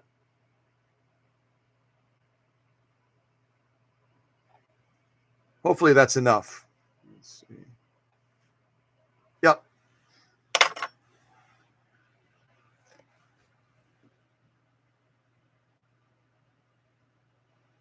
Okay, so I'm going to set it up for the blind hem and then the 3-point zigzag. All right. And again, realize that we're sewing with an embroidery needle, so it's not quite as hardcore as we're used to. Let's see here.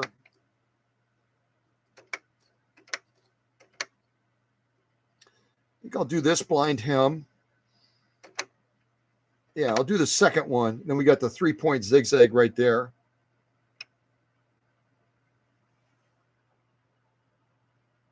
All right, let's give this a go. We'll do the 3-point zigzag, and then we'll do the blind hem after that. And I'll do blind hem number 2.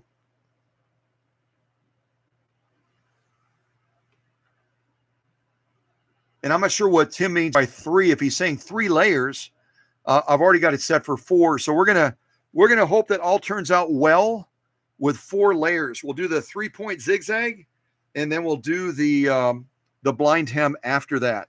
All right. All right, here we go.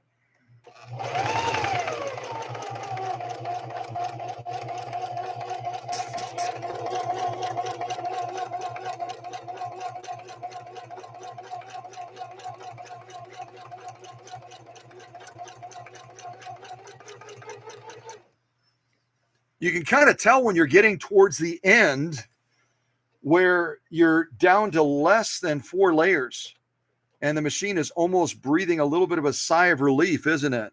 Yeah, that's actually quite good. That's quite good considering we're using an embroidery needle, only a size 75/11, and we're going through 4 layers of heavy grade denim. That's pretty doggone good. That's pretty doggone good. So now we're going to try that blind hem stitch, and I'll do number 2 on it. I'll do the second one, and we'll see what we think of that one. Actually, I could do the third one too. Let me look at those again and see if Tim has input.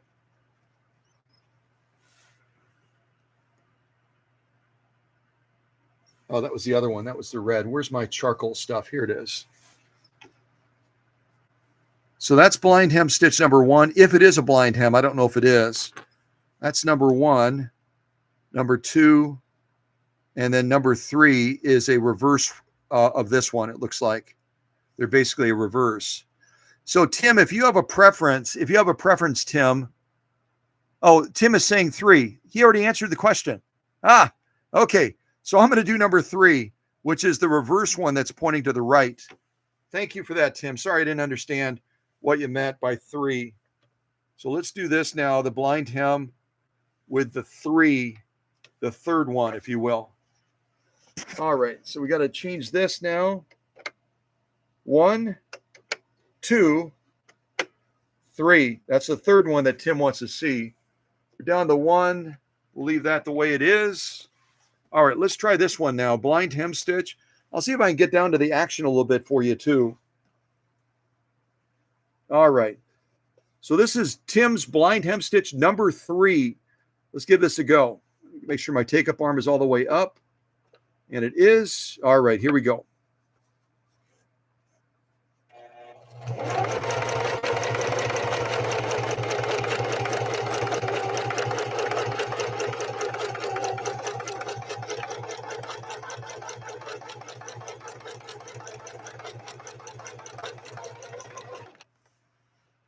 All right.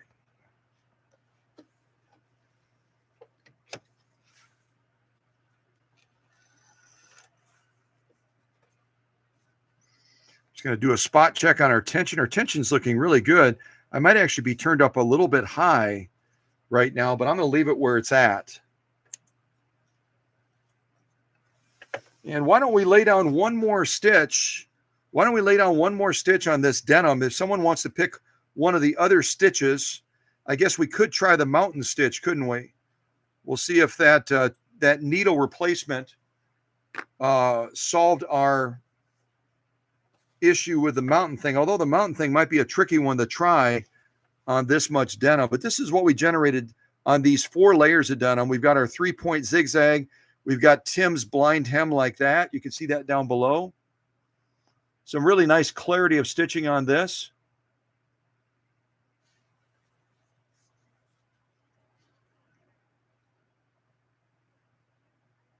We got our lock stitching on the back. Yeah, I think changing out that needle was the right thing to do. We're even getting some clearer, sharper clarity on that 3-point zigzag than we did the first time after I beat up that Schmetz embroidery needle off camera quite a bit. So we got some good looking stitching. We've got room for maybe one more stitch going down right there. Maybe I'll pick another one unless somebody else has picked one already. And we'll do 3 rows of stitching because I know that Sharon does a lot of denim sewing, and it'll be nice for her to see her machine brought back to life going through 4 layers of denim. I think she tried 2 layers when the machine gave up the ghost. Let's see, Tim 3, here we go. Let's lay down, let's see here. I think I'll do the EKG. Why don't we try the EKG on these 4 layers of denim? Yeah, I think we'll do the EKG stitch. So this will be our final stitch on the 4 layers of denim using Sharon's Singer 4411. Again, made in China, powered by a 0.7 amp motor. We can adjust the presser foot pressure, but we cannot drop the feed dogs on this particular model. So now we're going to try that EKG stitch, and see what we think of this one. All right, here we go. And I'll try to get you down to the action again.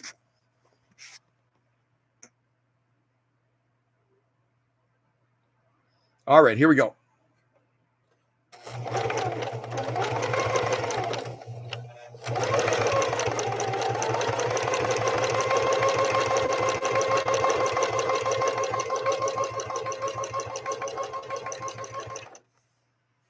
All right.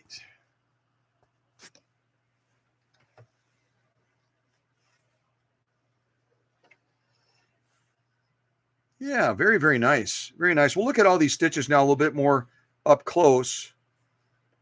And Sharon will be elated. Sharon will be elated to see her 4411 going through this denim so easily. We're at 4 layers. What I'm seeing from this machine, again, having a great sense of insight and intuition in the machines, I think we could safely sew those 6 layers of denim on here. We're not going to be doing it during this live stream today, but I think we could go to 6, possibly even as high as 8 layers of denim on this 4411. I wouldn't go much higher than that. I think that would be more than enough. So this is our top stitching. We'll take a look at that first.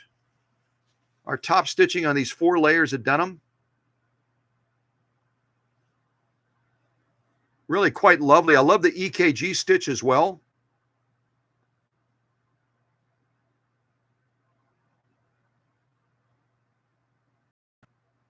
Look at it like this.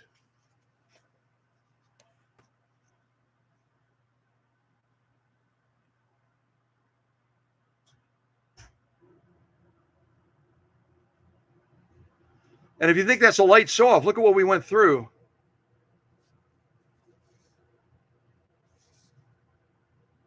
It's 4 layers of denim, folks.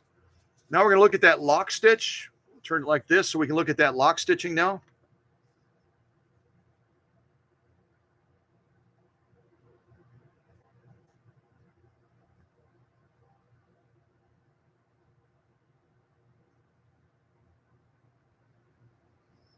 Very, very nice. Very nice stitching.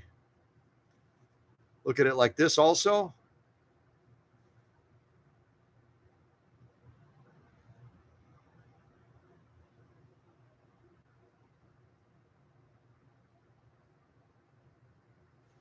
So our lock stitching on these 3 rows of stitching that we did on this these 4 layers of denim, and our top stitching.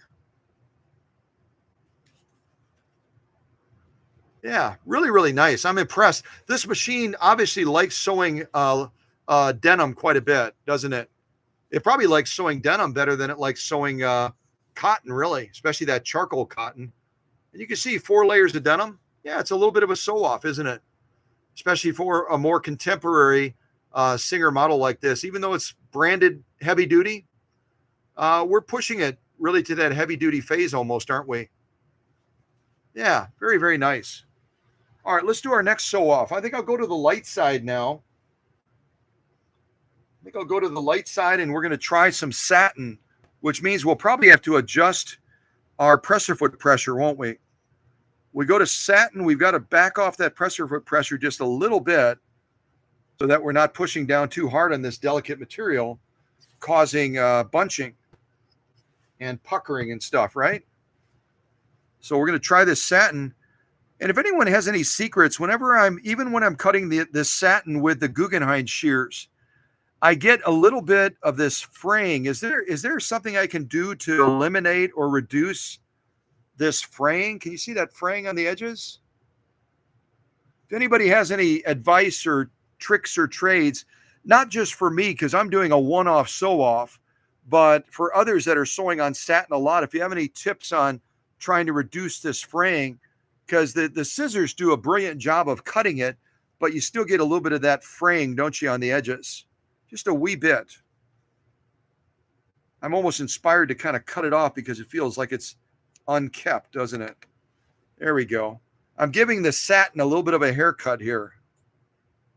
Giving the satin a little bit of a haircut. There we go. Huh. And as soon as I touched it, it started fraying again. So I know there's a freight check thing you can apply to it, but satin is a little bit of a booger to sew, isn't it? So what do you think we should try laying down on this satin? Does anyone have any input? I'm going to adjust that presser foot pressure back, and then let me know if you have any stitch preference on this. We'll lay down 2 or 3 stitches on this satin. But first of all, I need to adjust our presser foot pressure. So we're sewing satin. When we were sewing that denim, we turned it clockwise to increase it. Now we need to decrease it just a little bit, don't we?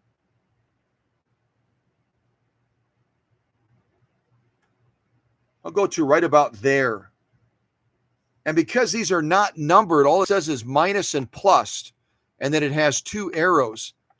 We've got to spitball it a little bit, don't we? We got to kind of guess, and then try to remember or mark it in some way where that setting would be for various materials. If we're shifting between materials, our denim is going to be turned that way.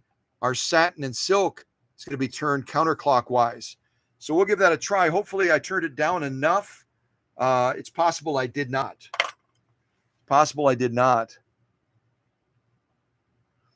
Oh, and hello to Sarah Stitches. I don't think I greeted Sarah yet. She arrived at class just a little bit late. Hopefully, she got a late pass from one of the leadership team members. Whenever you arrive late at class and you jump into the live stream, just reach out to one of the leaders. If you want to reach out to one specific, you can do that. Otherwise, just say, hey, can I get a late pass? And that way you're not late to class and you're on my bad list, okay? You're not on my bad list.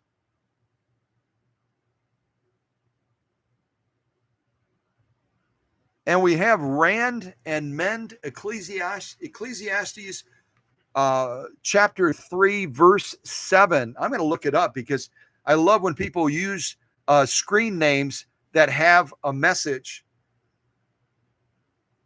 So I'm going to look that up right now so we have that. And if no one else is interested, I am. Ecclesiastes 3, verse 7.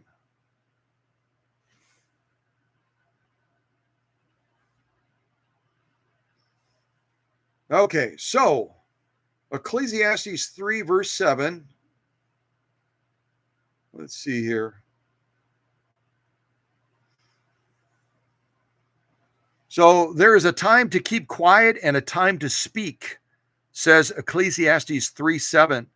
Deciding when to ignore opposers and when to speak up and defend our faith is the meaning of, at least according to my lookup here, the meaning of Ecclesiastes chapter 3, verse 7. So that's a great thing to say, isn't it? My grandmother said it a different way, but it would be in the same spirit.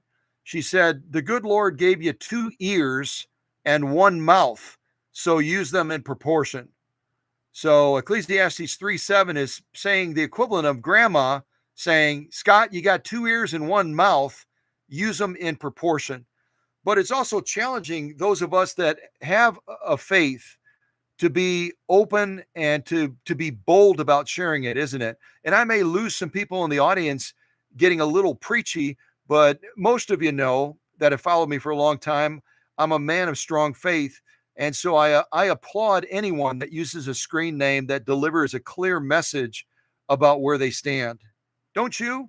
I think that's what America's all about, is free speech and freedom of expression, freedom of religion. And so let's keep that in mind. The good Lord gave us 2 ears and 1 mouth, right? So choose when to defend your faith or to express your position, and choose sometimes to be silent. Silence can be equally loud sometimes, can't it? Yeah, equally loud. Well done. I love it. Ecclesiastes 3:7. Very cool. Very, very cool. Yeah. All right. So I'm going to do this satin now. I'm going to do this satin material. And I don't think I got any specific input on stitch. So I'm going to leave it on the EKG stitch. I'll leave it on the EKG stitch. We'll try that first. And then we'll lay down maybe a mountain stitch next to it, huh? We'll try a mountain stitch next to it. All right. EKG and then mountain. Here we go. And I'm hoping I adjusted that presser foot pressure okay.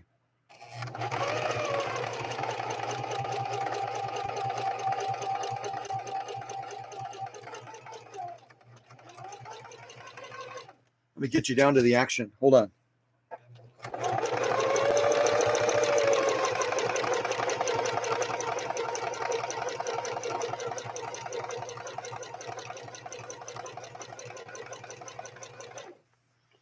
All right, now we're going to do the mountain stitch next to it, and then we'll look at the two of those side by side. Yeah, lovely stitching. I'm really quite fond of that EKG stitch. I like that a lot. I like that EKG stitch. Now we'll try the mountain stitch next to it, and then we'll move on to another material. And again, I want to try to wrap things up. I said by 2:30, 2:30 Central Time. Maybe I meant 2:30 West Coast time out by Alex and by Joel, huh? That would give me another 2 hours almost, wouldn't it? I think. I think it's 2 hours difference for California, isn't it? I believe so. All right, let me try the mountain stitch now. We'll leave our settings exactly the same and see if we can lay down the mountain stitch now next to this. I'm going to hold the camera with one hand and give you an initial little glimpse of this.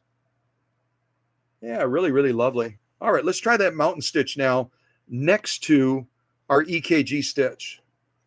All right, here we go.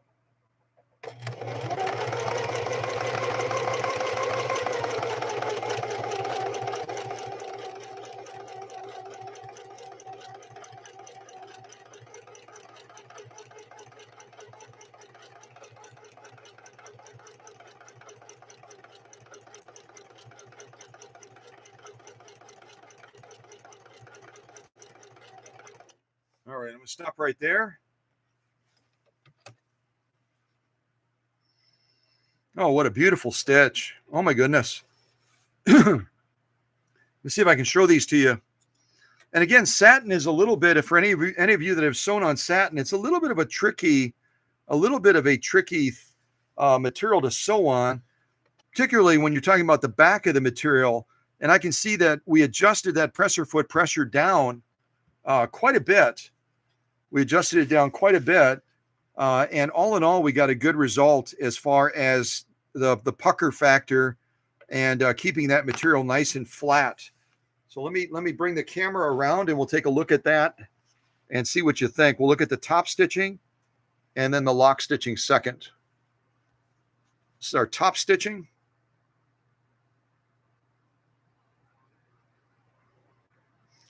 I didn't mean to bring those two stitches together, but I did, didn't I? We created a new stitch.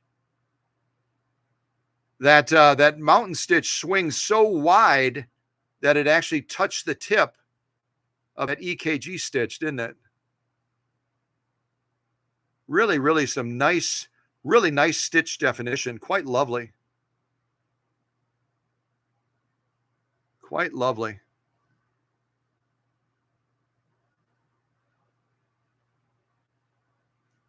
Let's look at it like this as well.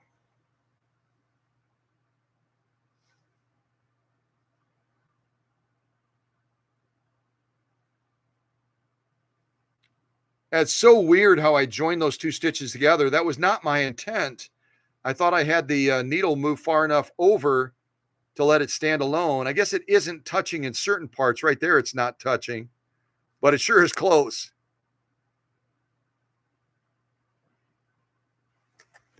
Look at it like this again. Yeah, really some beautiful stitching, isn't it? It's quite lovely. Quite lovely.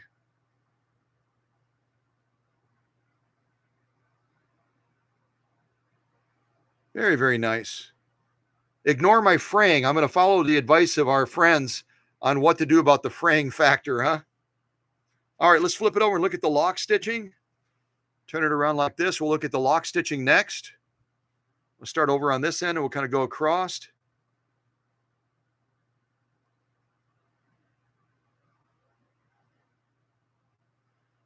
Also, some really, really nice clarity on that lock stitching as well, right? Some beautiful clarity on that lock stitching. Really quite nice. And satin is, again, in my opinion, it's a tricky material to sew. We've now gone from denim to cotton, or actually we went from cotton to denim and now over to satin. So we're fulfilling my pledge that on live streams like this, we do a wide field of sew-offs. Let's look at it like this also. We're not going to do one sew-off and consider one is done. We're going to go through and do a wide field of sew-offs to show the greatness of that machine, right? That's our whole goal in these live streams, is to celebrate that machine, whatever it is.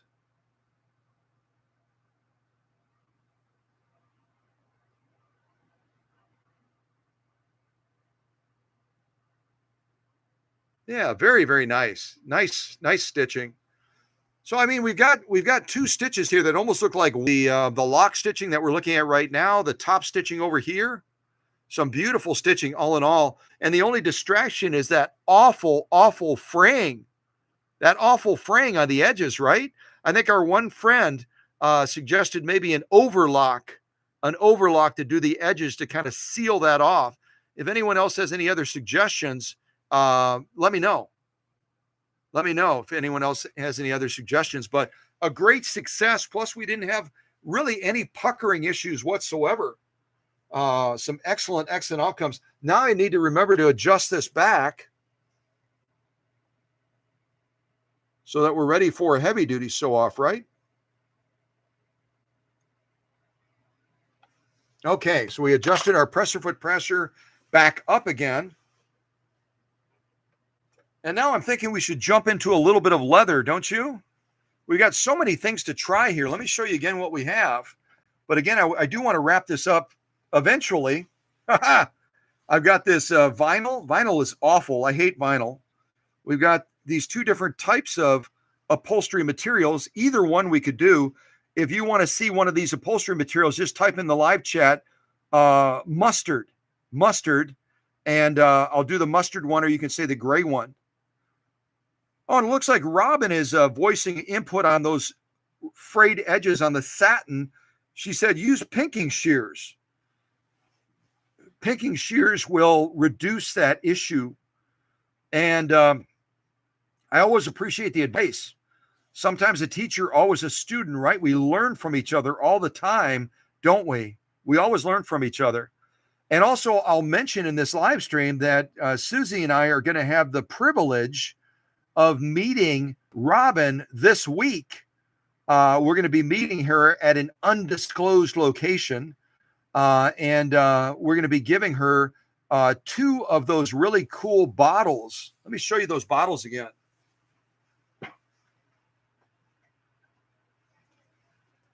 We're going to be giving Robin two of these really cool bottles. They're used in essential oils. See that? They're almost they mist so fine it's crazy. The mist when you shoot water or oil onto these, it's so fine. It's just, I mean, it's ridiculous. And then they also have this cool little where is it? They've got a cool little locking thing. This little thing you slide right here, locks it so you can't squeeze it. Well, actually you can squeeze it now. Now it's unlocked. And then you can slide this back if your grandkids are coming or somebody to lock it so that it doesn't squeeze in, so they can't shoot each other and play water wars. But kids are really clever. They probably would look at that little tab right there and go, I bet you I have to move that tab so I can spritz somebody. And hopefully it's with water, not with oil, huh? But these are awesome. We're going to give two of these to Robin, and then two of these are going to go out to Candido and Rachel so they can share them as well. And maybe when we meet Teresa and Tim in Thorpe, Wisconsin, maybe we can bring a couple of these for Tim and Teresa as well. They can spray Teresa's horse with some water in the hot summer or something like that to cool her down, right? Or maybe they'll have a special, they have chemicals you can spray on animals to keep the flies away. Maybe Teresa and Tim will put some of that fly repellent in this essential oil bottle and spray their horse to protect the horse from getting bit by the flies and stuff in the summertime. I have no idea. But anyway, 2 of these are going to go to Robin this week, and then she'll be able to use one for oil possibly and one for water. So yeah. And eventually I'll be giving a few more of those bottles away, but not today. All right, so I've got vinyl. I've got this mustard upholstery material. I've got this upholstery material, outdoor material, nylon, this see-through nylon stuff. I bet you if one of those big stars out in Hollywood came across this stuff, they probably would make a dress out of this stuff, wouldn't they? They probably would. Madonna or one of those other stars would probably make a dress out of this see-through vinyl stuff. And then we've got this fake fleece made to look like fleece, but it's actually polyester. We've got canvas, and then we've got different types of leather as well. So if no input, I'm going to look at the chat real quick. If no, one of the leathers, please, and pick the stitch. Okay, so we'll do Italian leather.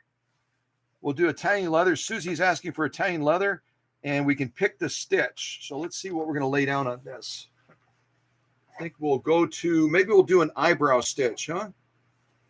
We'll do an eyebrow stitch.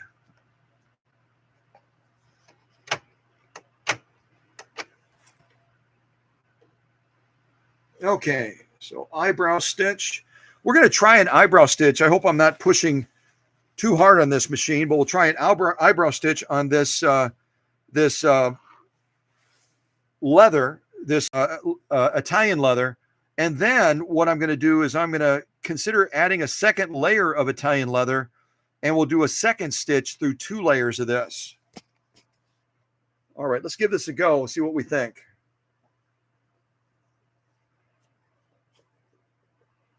How's my bobbin thread doing? I guess I still have enough. All right, here we go.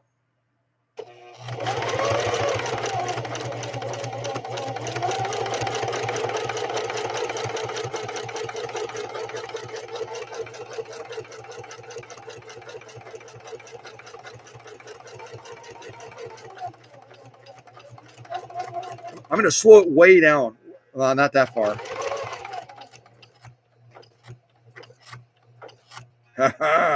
Come on, keep going, keep going. All right, I'm going to stop right there.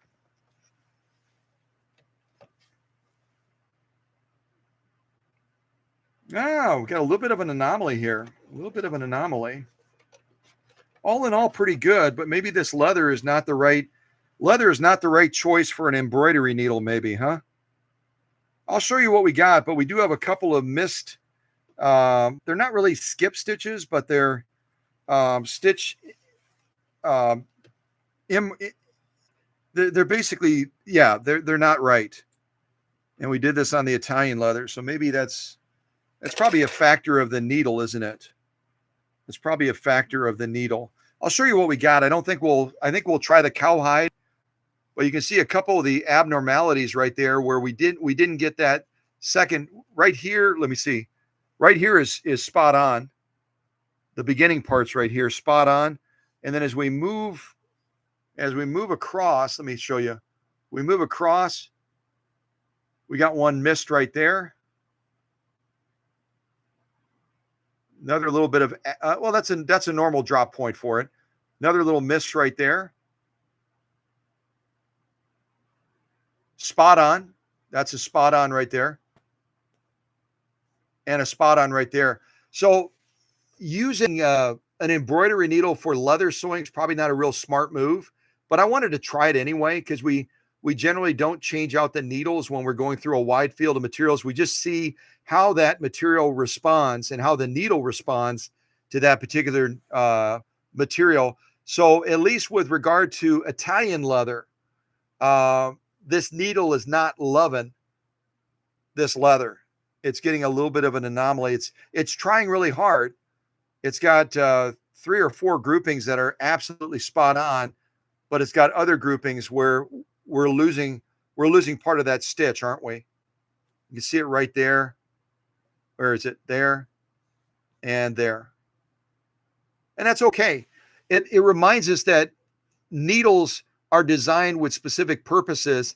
And unless we're using a universal needle, which really is still not ideal for leather, because the point on a universal needle is rounded. It's not pointed, sharp, serrated. So, but all in all, a good result for our try on Italian leather. I don't think I'm going to try the second layer because it kind of defeats the purpose, doesn't it? We know that it's not liking a single layer. It's not going to like 2 layers anymore. So I'll throw this to the side as a lesson learned. Don't sew Italian leather with an embroidery needle. Not a good idea. All right. Let's see. I think I'll move over to, let's just see if it responds differently to genuine cowhide. We can at least try it, right? We can at least try a single layer of the genuine cowhide. Maybe what we can try is a zigzag to start. We'll still be using needle swing. And then we can look at one of the more decorative ornamental stitches and give it a go to see how this needle potentially can handle this genuine cowhide. It may be a total fail. It may be a great victory. We won't know until we try it, right? All right, so let me go over to zigzag. We're on zigzag now, and I'm going to take us to, not to the absolute maximum. I'm going to take us to about 3 on the stitch length and to about 4, right around 4.5 to 5 on the stitch width. That should give us a fairly good balance without going to the extreme to try this embroidery needle on this genuine cowhide. And again, I have no idea what's going to happen. I didn't try this off camera. So it may be a total fail. It may be a great success. We'll find out. And if it's a success, that'll tell us that kind of like different cottons with the dyes can impact our stitching.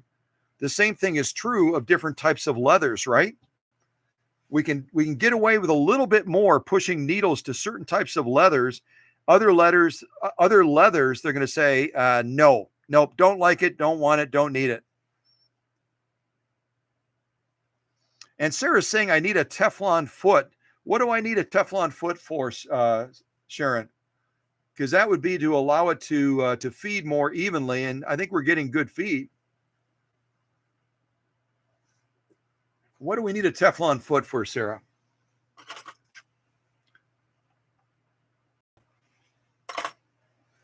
All right. Well, while Sarah's explaining the thought of using a Teflon foot, I'm going to try this 100% cowhide and see how our embroidery needle does without a Teflon foot and going through about 3 ounces of genuine cowhide.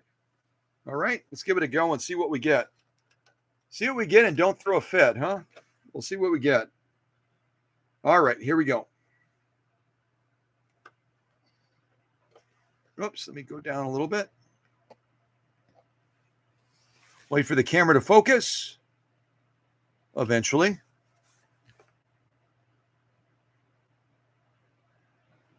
This camera is like really stuck. Come on, camera.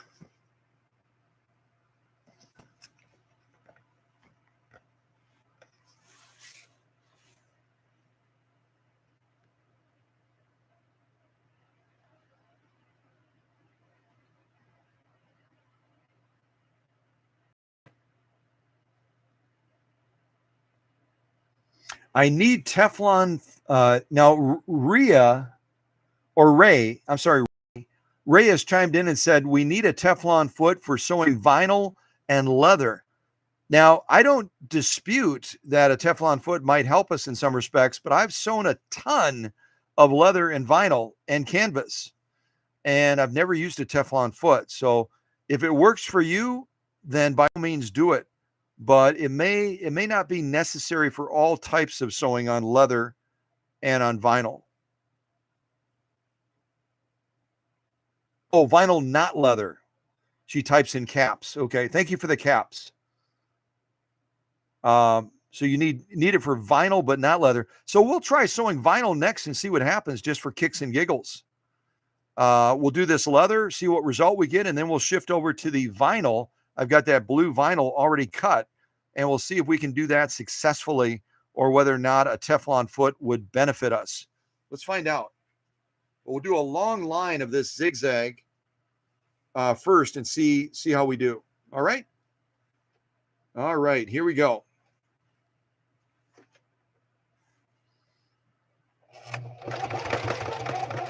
Listen to that machine work. You can hear the density of that cowhide. Listen to that machine work. It's really working to try to get through that.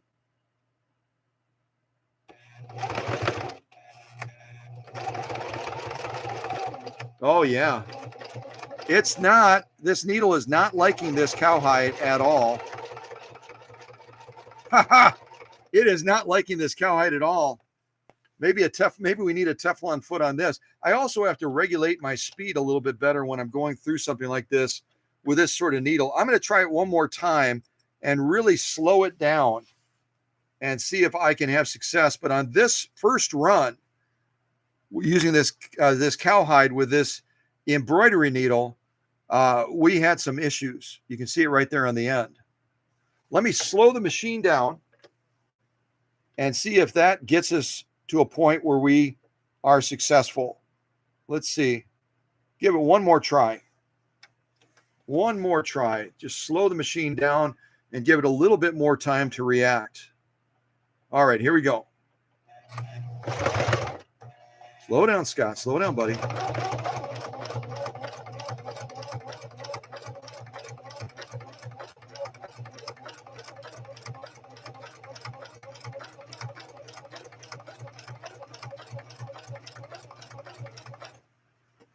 Rate of sewing is so critical when you're working with a non-ideal setup. Let me show these two rows. We didn't change a thing other than for me to slow the rate of speed down. We didn't have the benefit of a Teflon foot, which according to Ray, we don't need it anyway for leather sewing. But we certainly needed to slow the machine down just a little bit to give it a little bit more time to respond, didn't we? So let me turn it like this. We'll do it in order. The top row was my first attempt at sewing this genuine cowhide using this embroidery needle setup. And you can see right there at the beginning, it almost looks like we did a couple of mountain stitches, doesn't it? But we didn't. We were sewing too fast, and we didn't give that natural drape effect as that needle was sweeping down to catch that thread and to pull it back up in time. I was sewing too fast with the needle that we're using. It just doesn't, it's not big enough. It's only a 7511, right? So I intentionally slowed the machine down. I slowed it way down, except for that little lurch at the beginning. And look at the row on the bottom that we just did second.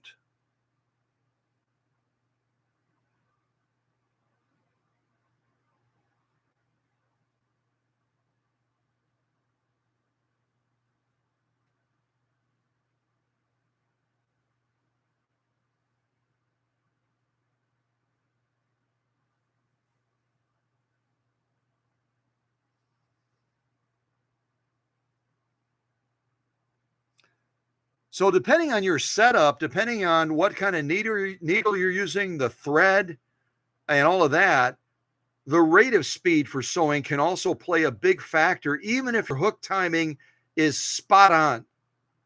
Even if your hook timing is spot on, the rate of speed that you try to sew at can give you the different result of what's on the left versus what's on the right.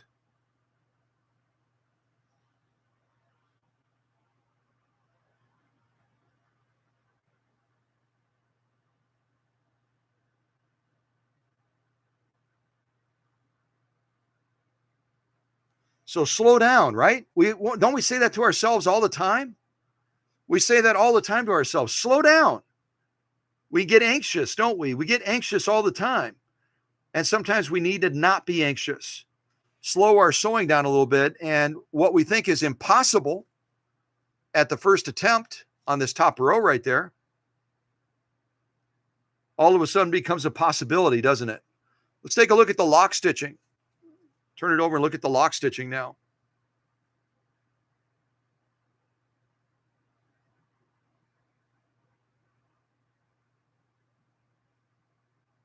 That's it. That is impressive lock stitching, folks.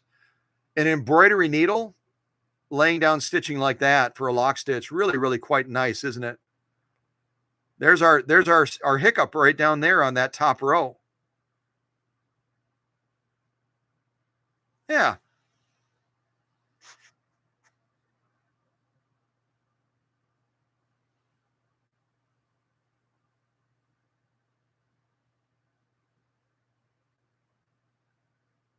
Well, I hope you learned something. I hope you learned something new. I hope you learned something new as far as the importance of rate of speed. Rate of speed in sewing can be a big factor depending on your setup.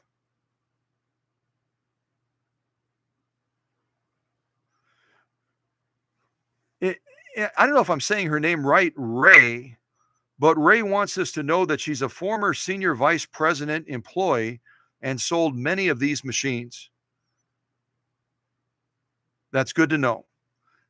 She also wants us to know that should only sew wearable leather, not utility leather. I disagree. And wearable leather most likely means garment leather. That is really no true test of a machine whatsoever. Garment leather is thinner than rice paper, and to really qualify this machine as having some legitimacy in being heavy duty, you'd have to go with about 20 layers of garment leather. About 20 layers of garment leather. So Ray is entitled to her opinion. Love that she's sharing it. Love that Sarah Stitches also is sharing her opinion as well. That's fabulous. Well, news for you, Ray. I got news for you, Ray. Pfaff, originally a Western Germany brand, is now being made in Japan right alongside Singer machines like this. So, unless we're talking about vintage Pfaff machines that you sold back in the 1950s or 1940s, all of the newer Pfaffs, all of the newer Singers, all of the newer Berninas, and the list goes on, are all being made over in Japan now. And this particular machine is stamped with China. So who knows? It's kind of like machines being started over in Kilbowie, Scotland, and then they're moved up to Canada, to St. John's, Quebec, Canada to be finished. Um, Machines are only limited by what you feel your machine can do. And if you learn the hard way, like Sharon did, in pushing the machine in the a little bit too far and maybe in the wrong way, then you end up sending the machine in for repair, which is what she had to do. So let's continue to express our points of view on this channel. I encourage that, and as long as it's done respectfully, I'm not going to have any qualms with it. The leaders won't have any issues with it. But let's realize that an opinion is an opinion, and it's not always gospel. Okay. So when you say that we have to sew vinyl with a Teflon foot, I'm going to try vinyl next. You might be absolutely right. And I could say, doggone it, I could really have used a Teflon foot right about now, but I don't have one. Sharon didn't give me a Teflon foot for this 4411, but I'm going to try vinyl nonetheless.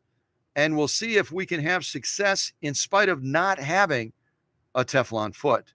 So continue to express your opinions. It's awesome. It's great. But realize that I might challenge some of your points of view. And that's my job on this channel. Okay? All right.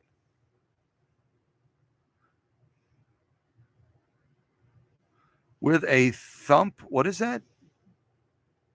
A hump jumper?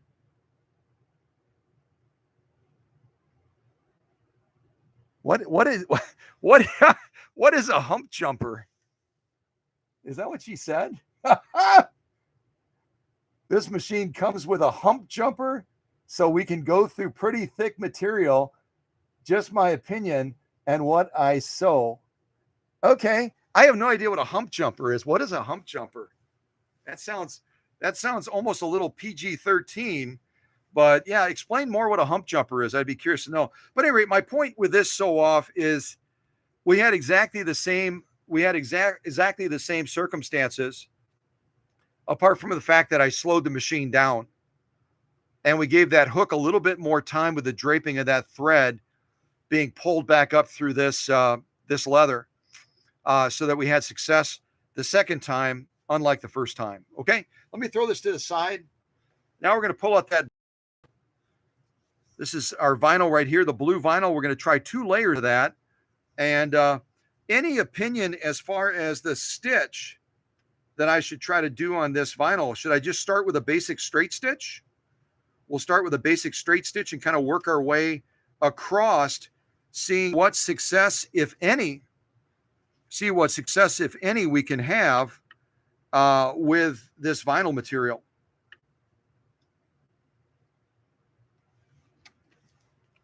We'll see if we can have any success. We might have no success at all with this. She's going to text me a picture of it. Yes, send it now, Sarah. Send it to my phone so I can show a picture of a hump jumper. My father used to always use the phrase a stump jumper, and a stump jumper was someone that lives in the country. If you were from a rural part of Indiana, like my dad was. My dad grew up in rural Indiana. He was a Hoosier, a proud Hoosier, and he would refer to himself sometimes and others from that part of the country as stump jumpers. So I'll be delighted to see what a picture looks like of a hump jumper. I can honestly say, at the age that I am, I've never seen a hump jumper ever. At least I don't think I did. I think I might have remembered. Maybe I wouldn't have. I don't know. All right. A hump jumper. That sounds like fun. I wonder if it's like a free motion quilting foot, the kind that has the little spring. I wonder if it's one of those like little spring ones. Maybe not. All right.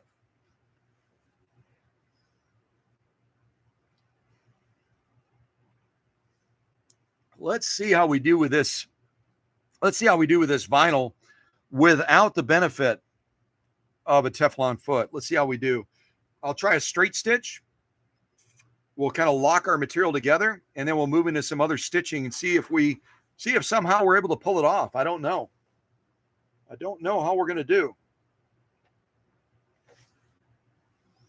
I don't know. Also, to give us a little bit more movement, I'm going to back off our pressure foot pressure just a tiny little bit, right about to there.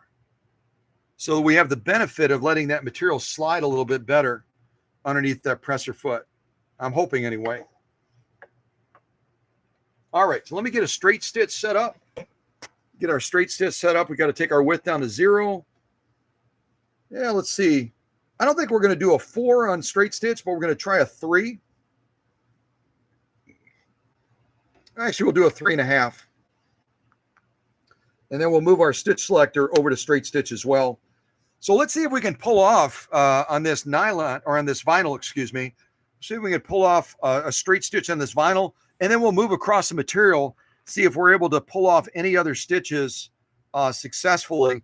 I agree with Ray that you got to use every tool you can when you're sewing certain materials like vinyl, canvas, even leather, depending on the type of leather. You got to really use every resource you can. So I'll certainly make that suggestion to Sharon, if she's going to be sewing vinyl on a regular basis, to consider looking at Teflon feet to see if that helps. Because we need all the help we can get, right? All right, let's give this a go. I'll see if I can slow the machine down a little bit, give it a little bit more time to react, and we'll see if we have success. Straight stitching, and then we'll move across, try some other stitching as well. All right, here we go.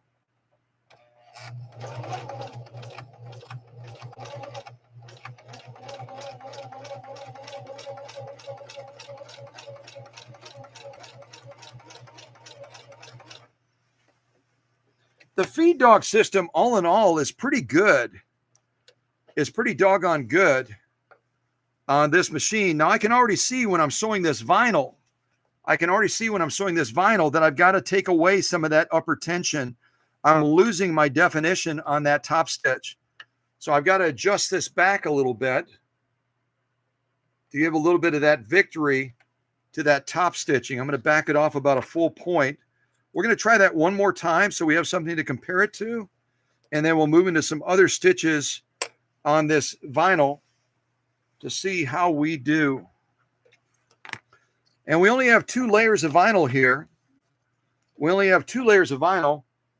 If you're doing bag making with 4 or 5 or maybe even 6 layers, number one, I wouldn't recommend that you're using a 7511 embroidery needle.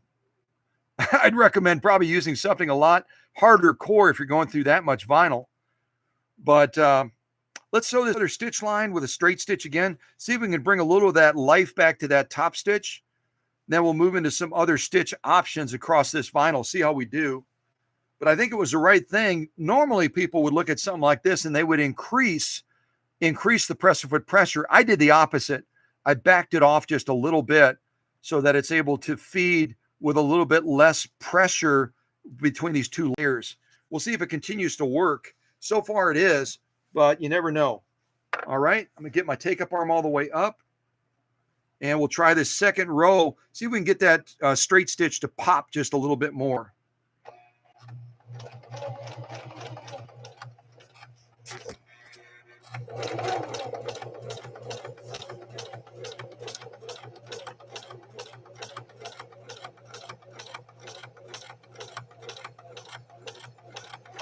And I intentionally am really slowing the machine down in view of the type of needle we're working with.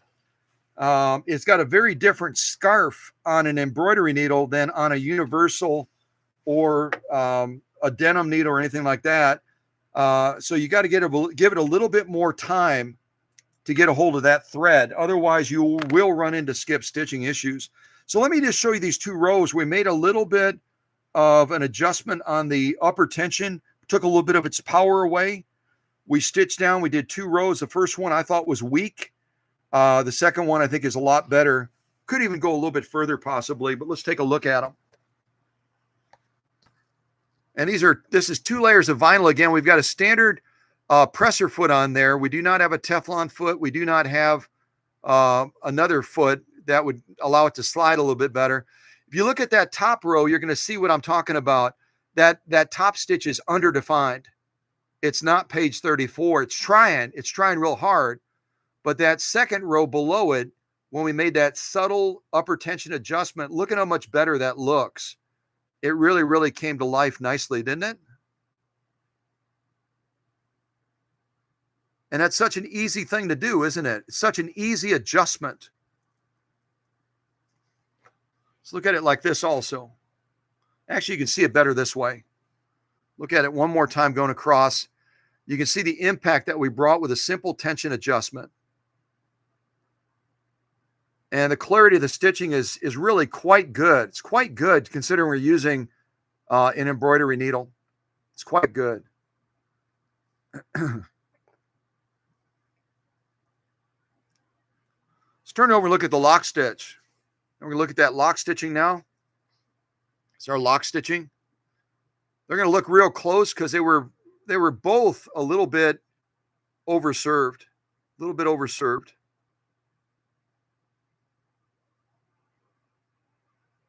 Hey, Alex. Good to see you, Alex.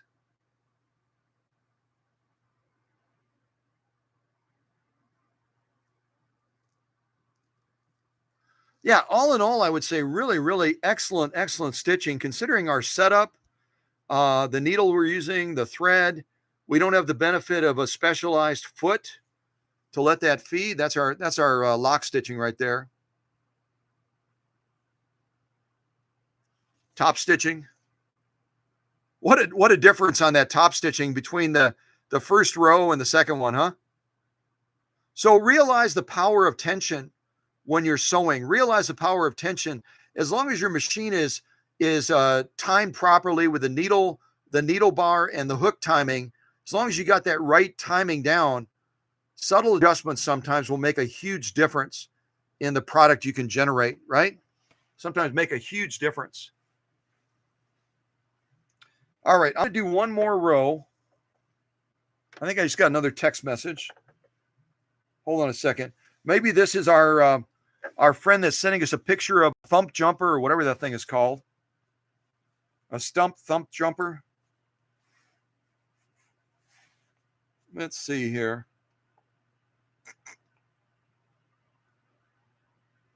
Good gravy. I've got four text messages.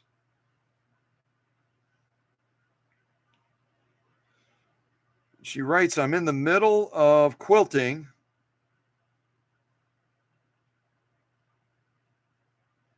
Now see, the object that she's showing in this picture looks like something you'd use for buttonholes. Am I wrong? Oh, no. That was the bottom one. Never mind. The bottom one looks like something you'd use for buttonholes.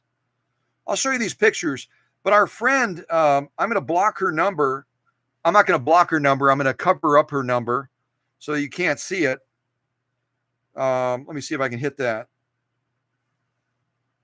Let me get some, hold on a second. Let me get some tape. I like to protect the privacy and safety of our family. So let me just put this over the top. I know it looks goofy, but that's to protect from showing her number. This apparently is a thump jumper or whatever she called it.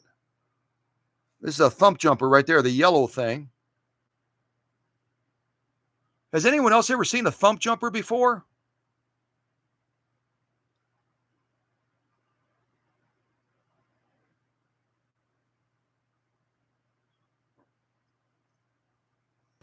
Looks like a simple thing to make, doesn't it? You can make one of these, couldn't you? I assume it's made out of plastic. Maybe not. And this is a seam jumper. The amazing seam jumper is what it's labeled in the picture that our friend sent. It says the amazing seam jumper. And to me, it looks like the old things you'd use for buttonholes, doesn't it?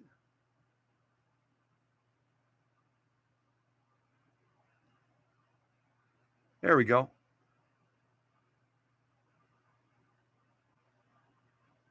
So that's the amazing seam jumper. Call now. Operators are waiting. But there's more. If you call right now, you'll also get a Ginsu knife. You'll get a Ginsu knife as well with your amazing seam jumper. Supplies are limited, so call now. Call now! Doggone it. Yeah, cool. It's always great to learn new things, isn't it? It's always great to learn new things, and I appreciate. Oh, wait, here's another picture. Hold on. Here's another picture. I thought I was done with my pictures. I should have came with that machine. Here's another picture of what our friend wanted to show us. Let me see if I can show it to you. This is it attached or being used with a machine.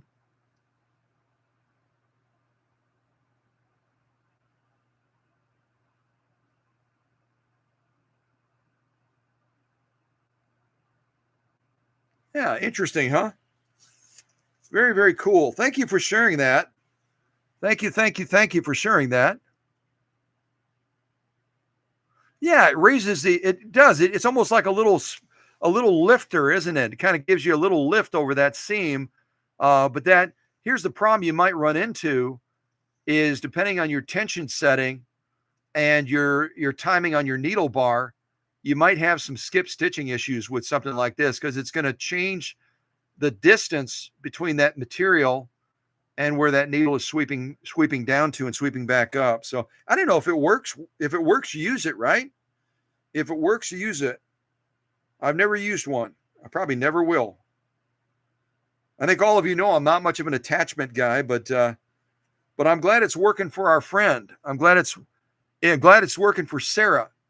Sarah loves it, and Sarah's saying, "Call now, and get your stitch jumper thing." Yeah, get that right now, and if you don't need the Ginsu knife, mail it to me because can you ever have too many Ginsu knives? I don't think so. All right, so I'm going to try another stitch on these 2 layers of vinyl. Again, we don't have a Teflon foot. We don't have that benefit, but we're going to try another stitch on it to see how this machine does. And why don't we throw a 3-point zigzag at it?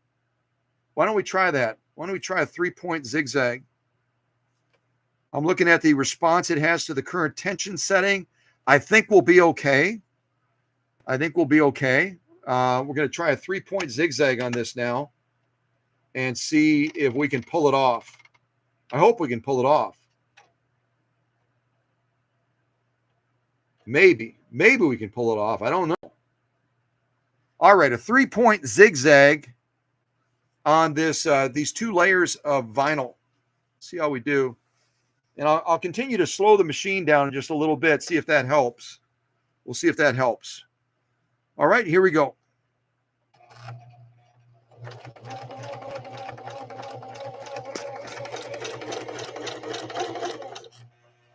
Come on.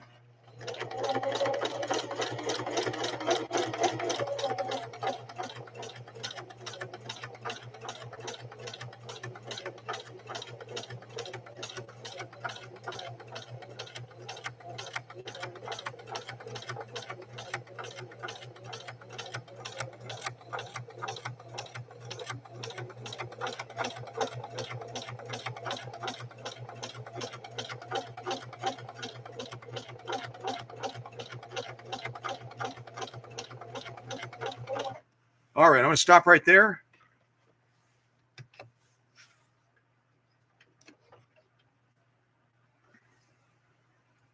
It came unthreaded again. Hey, on this machine, let me just show this to you. We got a beautiful 3-point zigzag. It has a habit, if you look underneath here, that little threading point right here at the top of the needle. Can you see that? That thread came out again. That thread came out of there again. It stayed here. It stayed here, but it came out of there again. So I'm going to slide that doggone thread back through there again and tell it to stay. Ha! Tell it to stay and stop coming out of there. That's kind of like on the Slantomatics, like on the 401A. You remember the 401A has that similar threading point right there above the eye of the needle. Most people don't even know about it. They don't use it. And then they have stitch quality issues and they're going, I don't know why. I don't know why. So I'm going to slide that in again there and tell Sharon to kind of watch for that. See, it just popped. Now it's just, see that? Stay where you're supposed to be. Stay where you're supposed to be, you silly thread. Ah! All right. Give this a clip. Get that back into place. Put our thread back in the proper position again.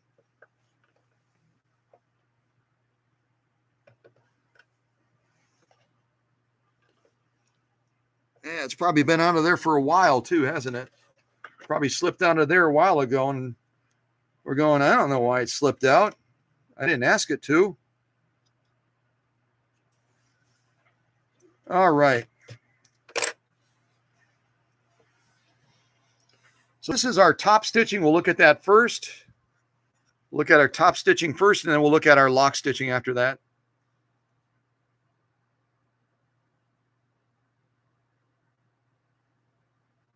There we go.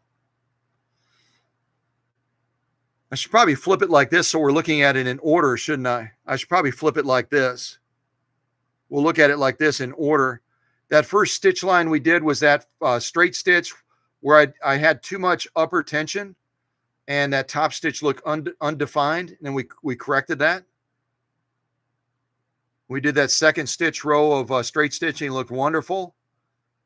Our 3-point zigzag looks really good as well. Looks really, really good. That's some beautiful stitching, folks. And on vinyl, 2 layers of vinyl. And Ray and others that sew a lot of vinyl, they could be the first ones to say, that's really impressive. That's really impressive that you're not using an appropriate needle, really. And you don't have the benefit of a Teflon foot, and yet you're doing page 34 stitching. That's page 34 stitching, if not page 34 plus stitching. And I'm impressed. I don't know about y'all, but I'm impressed. Really, really some gorgeous, gorgeous stitching that we got there.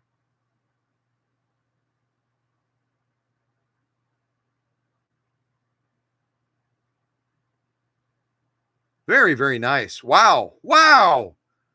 So our straight stitching and our 3-point zigzag on these 2 layers of vinyl is absolutely spectacular. Absolutely spectacular. Turn it over and look at that lock stitching. See how we did on the lock stitching. See if we had enough pull up with that upper tension or whether or not we were locking. Beautiful second row of straight stitching again on these 2 layers of vinyl. Go across. Yeah, it looks like we could have used maybe just a little bit, just a little smidge of upper tension there to define that lock stitch on that 3-point zigzag even a little bit better. But we got the straight stitch down. We nailed that. We nailed that straight stitch. It's still a good looking 3-point zigzag, but I would want to tweak it just a tiny little bit. Just tweak it just a little bit, just a little bit. Yeah, really good stitching. And I appreciate, I don't want to make light of anyone's advice, whether they are a regular sewist or a former senior vice president of blah, blah, blah. It doesn't matter to me. We're family here. We're all family. We don't talk about our rank. We don't talk about any of that stuff. That really doesn't matter. What we talk about is results, and the results we just got on these 2 layers of vinyl with a very, very crude setup and without the benefit of a specialized presser foot. I think this is brag worthy. I truly do. I think this is brag worthy. And I'll leave that other spot open for Sharon to potentially try stitching something on there. I'm just going to tell her, keep the speed down. When you're working with a needle like this that has a different anatomical design, every needle anatomically is different. It's got a different size eye. It's got a different size scarf. It has a different depth of scarf. It's got a different shaft as far as the thickness, etc. All of that impacts the sewing process. So if you're having issues sometimes and you think that your machine is healthy otherwise, slow down. Slow the sewing down, and you may be surprised what you're able to accomplish when others think it's impossible. Just like we did on this genuine cowhide. We did that cowhide and we thought that this isn't going to work. This is not going to work. And then all I did was slow the machine down and gave it a little bit more time with the type of needle we're working with, where it has a much more shallow scarf. It's got a much more tiny needle hole. So that thread needs to be given a little bit more time to drape, to hang down so that hook has time to grab it. When you don't give it the time that it needs, you get this. When you give it the time it needs, you get this on the top row. Right? Yeah. So let's give it the time it needs, right? Let's give it the time it needs. Why not? We're not in that big of a hurry, are we? I don't think so. Maybe. I am. Man, we are almost out of bobbin thread. We're almost out of bobbin thread. Let's see what else we can do here. Everyone likes this fake fleece stuff. Why don't I do something on the fake fleece? Everyone gets kind of jazzed up and think it's super cool. This translucent nylon ribbon stuff. We'll do that. And you've seen me sew this outdoor material a lot of times. We haven't done any upholstery. Why doesn't somebody pick? I'll do one of these upholsteries, either the mustard or the gray. Either the mustard or the gray. So you pick mustard or gray. I think that's kind of a gray. You pick mustard or gray, and we'll do that. We'll finish off these last 3 sew-offs, and then we're going to wrap up this live stream. Partly because I got to get working on this other heavy-duty machine for our friend from India, and then we have to go meet Sharon's husband, because she's going to be working to get her back this machine so she can finish her projects. Any vote? Mustard, gray, gray mustard. We all sew differently. That's why there's so many different attachments and notions. Happy sewing. Okay, cool. All right, so no vote. So I'm going to go with mustard. I'll go with the mustard, which is 55% recycled nylon, 45% polyester. Okay. So I will do the fleece, the fake fleece material first. I'm going to do the fake fleece material first.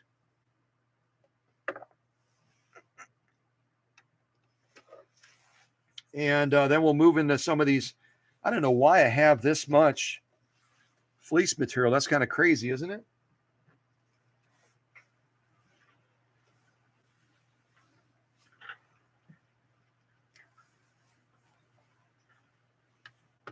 Let's see here. I think we'll just cut this down and right about half.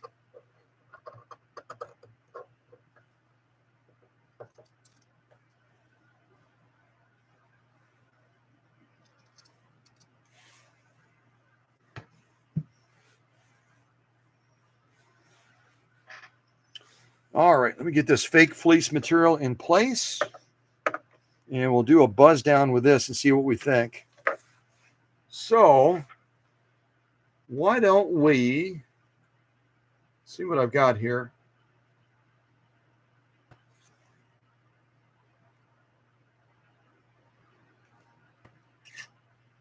Kind of debating. I think I'll do the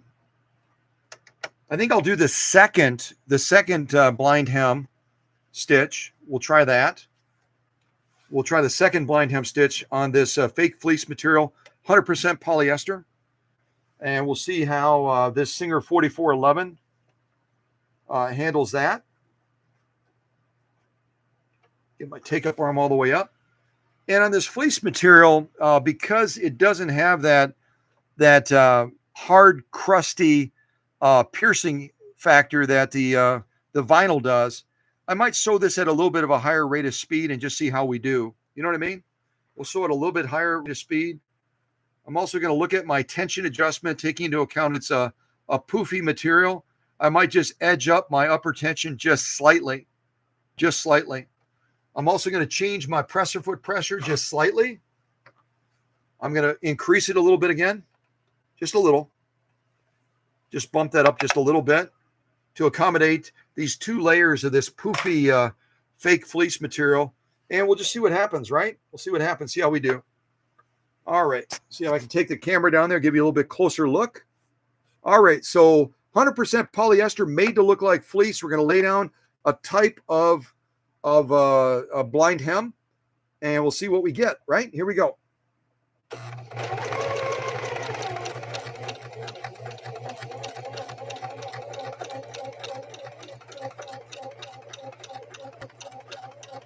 All right, I'm gonna increase the speed now, and we sewed about halfway. We're about halfway on this fleece material. I'm gonna bump the speed up a little bit higher and see if it has any impact on us having any stitch abnormalities. Okay, here we go.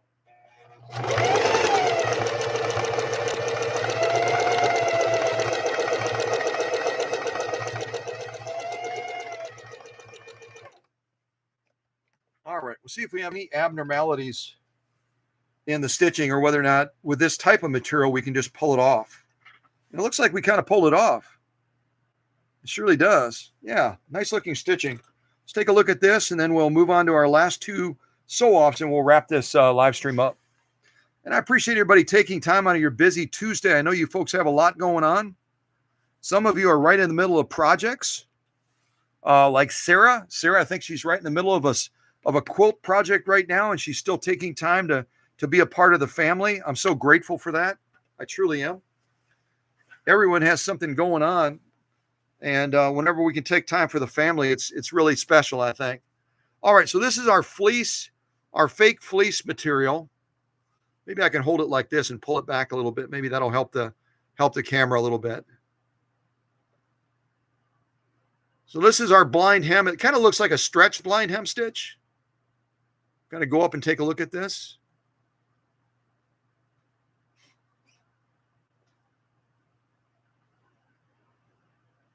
And it looks like rate of speed did not impact us, unlike it impacted us when we were sewing the leather because of the density of the material. Oh, I got that upside down. Haha. So some beautiful, beautiful stitching. We'll go across this way as well. Look at that. And then we'll flip it over and look at that lock stitch. Don't you love the depth of this stuff? The depth of this fake fleece is just super cool. It's super cool. Kind of looks like it was sculpted almost, doesn't it? Looks like it was sculpted. Absolutely spot on stitching. I would give that a solid page 34 plus. Beautiful stretch blind hem. Let's turn it around. See the thickness of that we went through. That's some pretty thick stuff. We'll turn around, look at that lock stitch. See what we think of that. Absolutely beautiful. I love the peaks. The peaks are solid. I can also see the joining stitching. If I pull some of that back, I'll go across and then we'll pull some of it back. And you can look at that joining stitching on this lock stitch as well. Let me get my finger out of the way.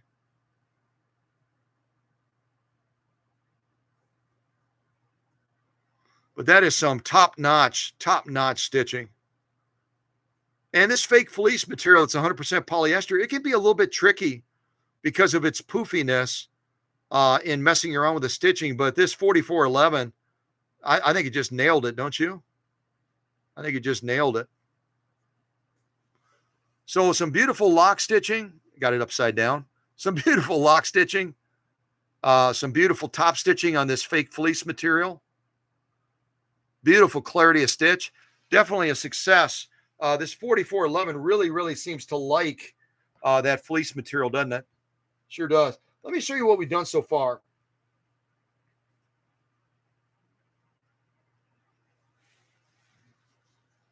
And then we'll finish off these last two sew-offs and consider it done. So on this live stream, I did more off camera, but on this live stream, we tried to sew this Italian leather, not with a lot of success, but who knows? Maybe if I tried it again and I simply slowed the machine down, which I didn't do the first time, we would be able to have success like we did with the cowhide. So, but we tried Italian leather. That was kind of cool. We tried this satin material, got some great tips from a number of folks on what to do with these frayed edges if you're going to be sewing a lot of satin, but some beautiful stitching on that as well. And I saw that, I think it was Teresa said, it looked like I was making the symbol for Texas. You bet I was. You bet. I have a lot of customers in Texas, and I love promoting that great state. I love promoting that great state. Let me angle that camera down, be a little bit easier maybe. So we did the satin. We just did this fake fleece material, a great result. We did this denim, a great result on the denim as well, 4 layers of that. We sewed this vinyl, and we initially struggled a little bit with the definition of that top stitch. We adjusted the tension just modestly, and then we had a beautiful straight stitch and a beautiful 3-point zigzag across this vinyl material. No issues with feed. I kind of backed off that presser foot pressure just a little bit so it would glide a little bit better, since we didn't have the benefit of a Teflon foot or a roller foot or something specialized. Great result there. Great result on this nasty charcoal colored 100% cotton with a stiffener. I had to really mess around with the tension to get it back on track from where I had tested it with that cranberry and with that green material. So if you joined us late, know that you can pick up a bunch of 100% cotton and think that it's all the same. It's from the same company. It's in the same fat quarter type design, etc. But depending on the dye that they used on it, it can goof around with your machine a little bit, as we witnessed today in this live stream. So just be mindful of that, and then you can make the adjustment and can have success like we did. And then also we had this this genuine cowhide. We sewed down it the first time, and I thought, well, we can't do it. We can't do it. It's not going to work. But then I thought to myself, I've got the wrong needle, the wrong design scarf for sewing this type of material. I've got to slow the machine down. And that's what we did. And look at that bottom row. Absolutely nailed it. So, yeah, we've already done a wide variety of sew-offs. I'm really impressed with really how this 4411 has proven itself. It's never going to be a true vintage machine. I'm saying that for the record, and if Singer doesn't like it, so sorry. You can come up with fancy packaging showing all the different design features of the machine, the quality of engineering, blah, blah, blah. But a contemporary machine is never going to be a vintage. Do you know why? Because if you buy a 4411 like this one, or like the one that Candido and Rachel have, one like this one right here, you're going to pay around $400, something like that, $300 to $400 maybe. If they built this to the standard that they did original singers that were vintage or antique, this machine would be about $3,000. $3,000 versus $300 to $400. They can't afford to do that. So they've got to make adjustments and compromises, don't they? So this is the perfect machine to do certain projects. It's the perfect machine for the sewist that needs it for that purpose, like Sharon, or like our friend from India. That's the next machine I'm going to be working on probably yet today. So just realize every machine has the capacity for greatness. Every machine. This one and that featherweight with a Centennial badge on it, they just have a different way of approaching a project, and they have different limitations, don't they? Yeah, they do. All right. So let's do a couple more quick sew-offs. If you have to step away, please step away. I appreciate all the time you've already given and all the dedication. I appreciate the leaders taking such great care of the family. I'm so blessed to have the leadership team that I do, and I'm so grateful for each and every one of you. So let's finish off this upholstery material. Let's finish off this. I'll just say, let's finish off this future dressmaking material for some Hollywood star that wants to show off their stuff with this see-through factor of it. And we'll go through this and lay down some stitching, and then we'll wrap this up. And I'll set off these sew-offs right over here.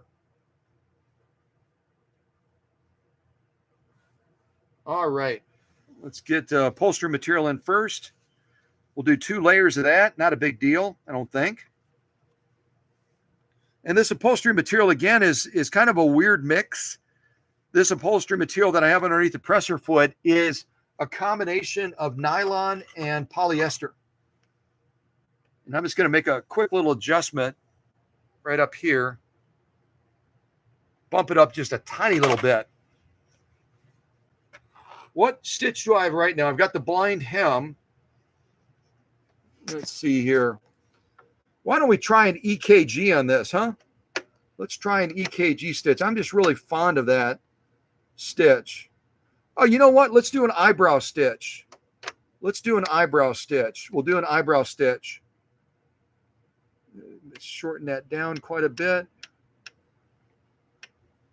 1.5. Give it a little bit more space to work with. I'm going to tighten this up a little bit more, right around, bring that to about a 4. Bring this to about a, about a 1 and 3. Let's try the eyebrow stitch on this mustard colored upholstery material.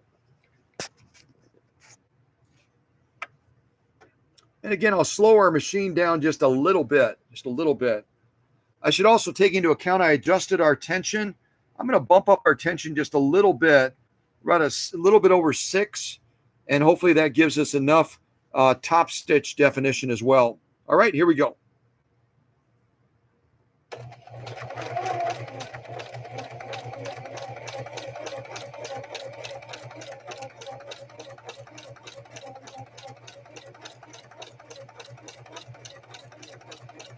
That eyebrow stitch is way too big. I should have made that eyebrow stitch much smaller. That looks weird. It doesn't have enough curve to it. That looks really weird. Let me try that again.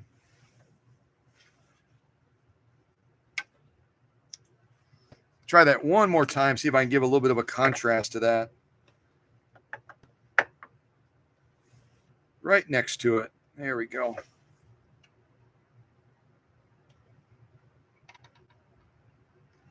All right, take 2, eyebrow stitch through 2 layers of this upholstery material, 55% nylon, I believe, and 45% polyester. All right, get that take-up arm up. All right, here we go.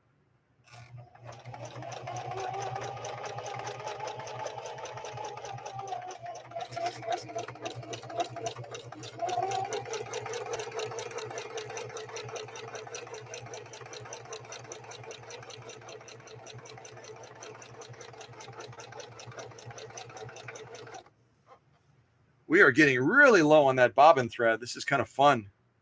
We're living dangerously. Oh yeah, that's much better. I did much better on that second run in making it look more like the stitch pattern that was intended. Still could use a little tweaking on it, but it's much, much better. Much, much better. All right, let's get that into place. The only sew-off we have left is canvas. We'll do canvas last. Canvas always makes me just a little bit nervous because it can create all kinds of havoc with stitching, especially considering we're using, oh, wait a second. No, I'm wrong. We got this to do as well. We'll just do one stitch row on that. So this is our mustard colored upholstery material.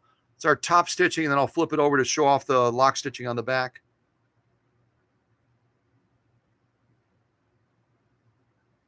The second row on the top, I did a lot better job of adjusting the width and length to make it look more like the stitch it's intended to look like. Much better.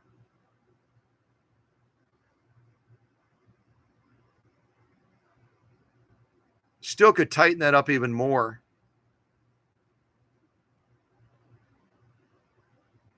Lock stitch in the back.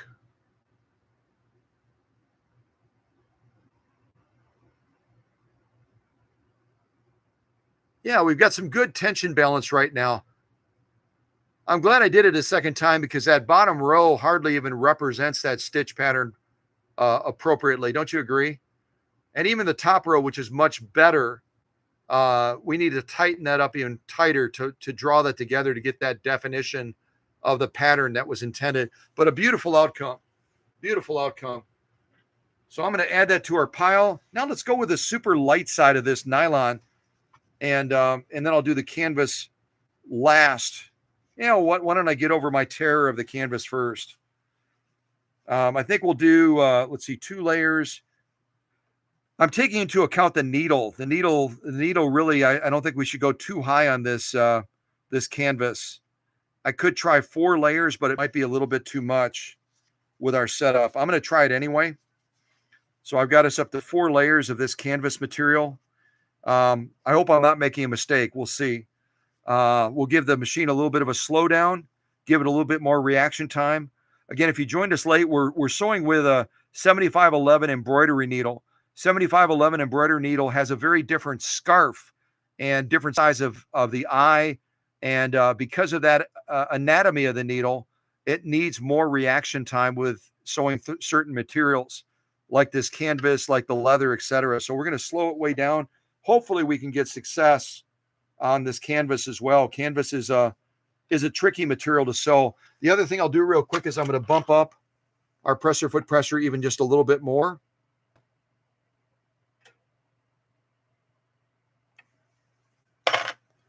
And hope that that's enough to feed these 4 layers evenly. I think we'll try a zigzag on this and see if we can pull it off.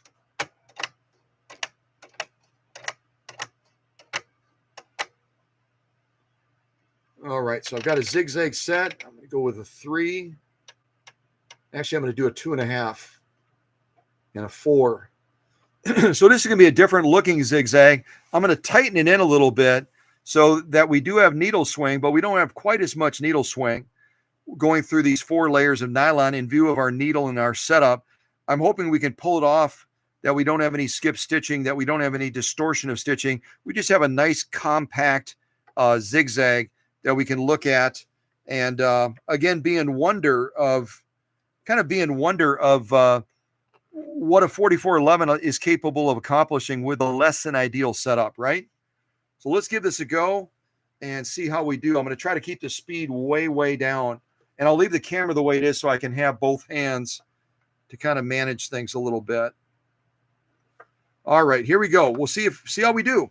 All right.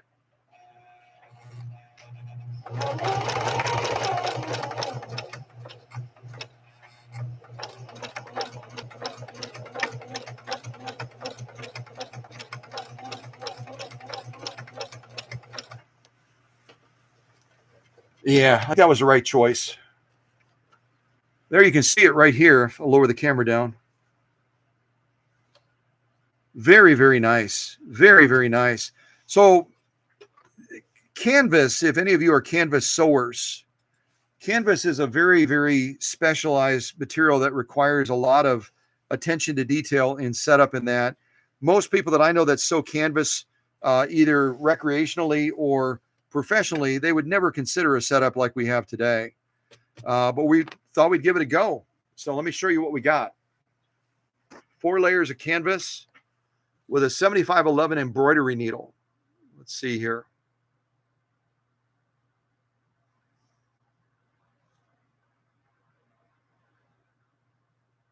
Camera's really trying right now. Come on, buddy. Try it like this then. If you're feeling more like that, let's go like this.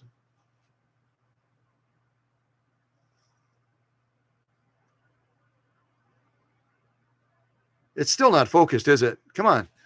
Come on, camera. Focus on DeWalt. All right. Now try it. There we go. That's a little bit better. Doesn't seem to like this green material, does it? Turn it towards the light, see if that helps.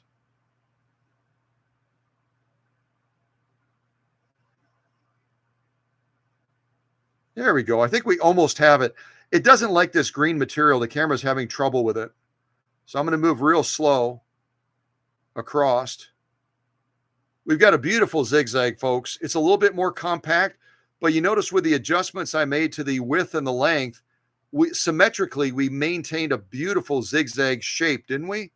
The pattern definition is exactly as it should be. I'll come out a little bit as well and show it to you like this. Beautiful zigzag. Beautiful, beautiful. Lock stitch. Let's take a look at. See how we maintained stitch integrity. Quite nice. Really quite nice. Get just a little bit closer.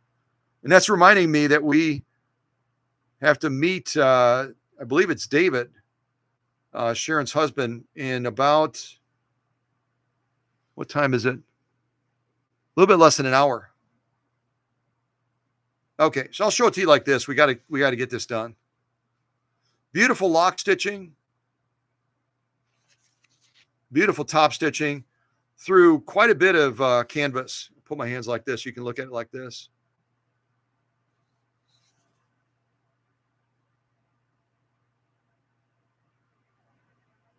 Camera's saying, I hate green.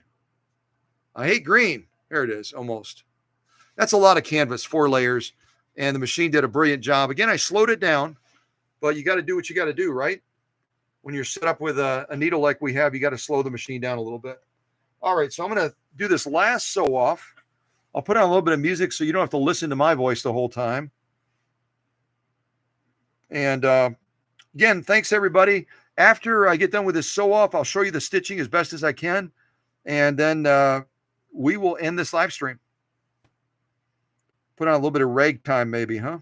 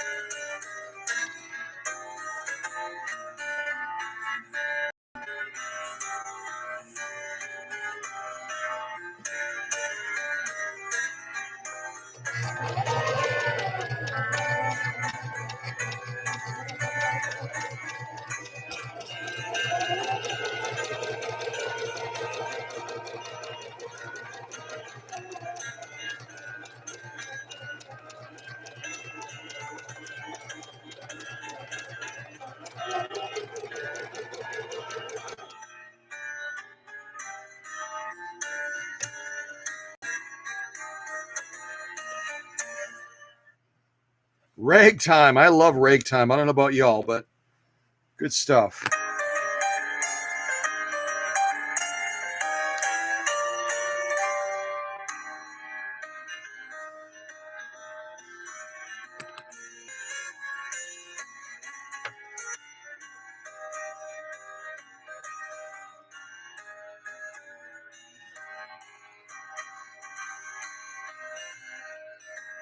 So this material, you have to be real careful. It's got metal running through the edges. See that? You got to be real careful you don't hit the needle on that metal.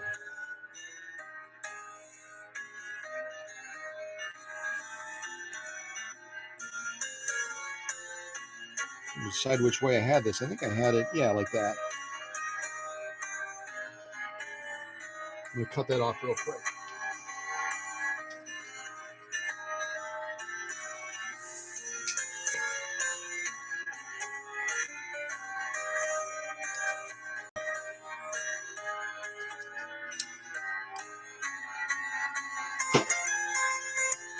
Wanted to cut that metal off so I don't sew over it.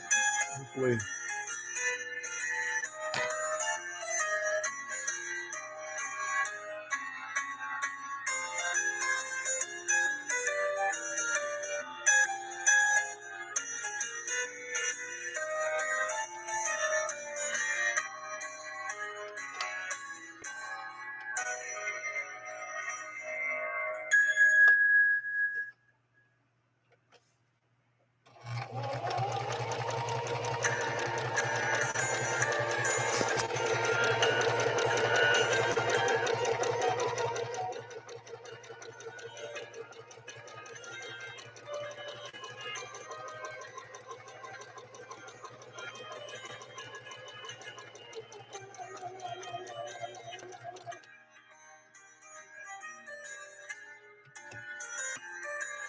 Oh, nice. Very nice.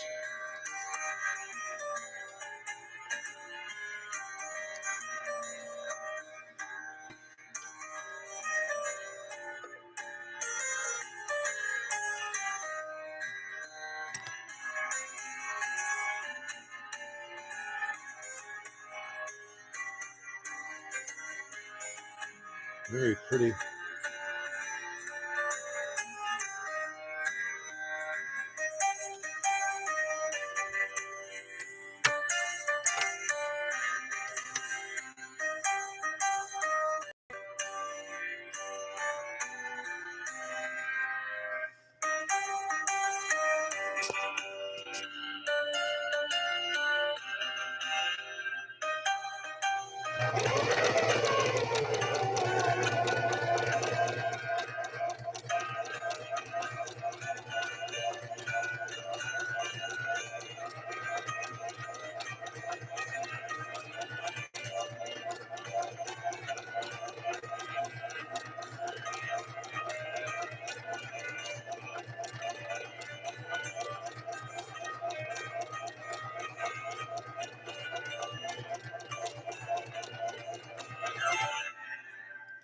Perfect timing.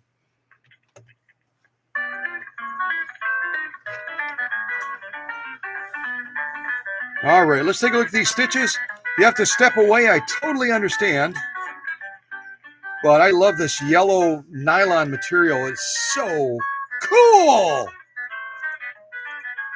And I got it from the Dollar Tree. Crazy. Yeah.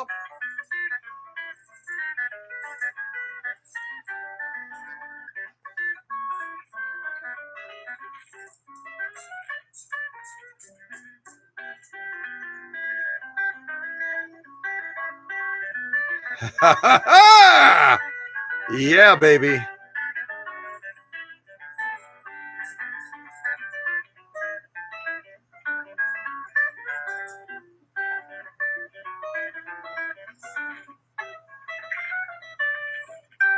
Very, very nice. Lock stitch.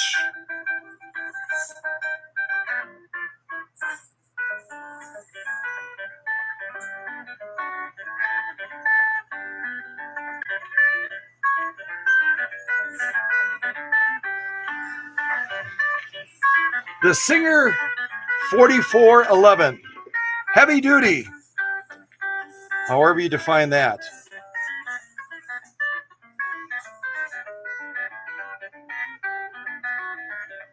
Volume down a little bit. There we go. All right.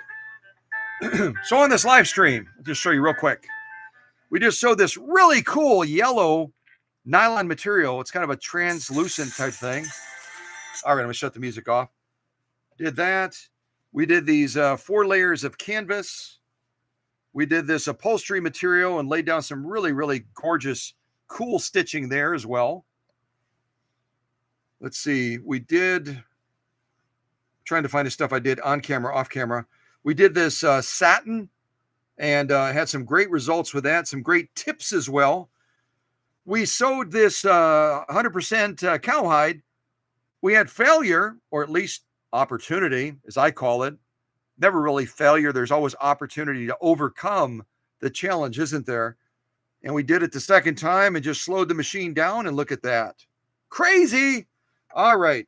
And then we also sewed this awful charcoal stuff and all kinds of fun stitches on there as well from this 4411. Some really, really beautiful work. And I did all these off camera.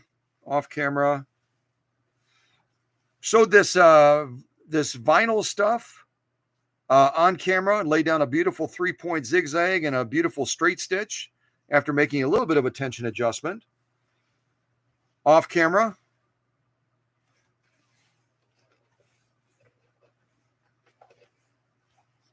On camera, yeah, a little bit of a hiccup there.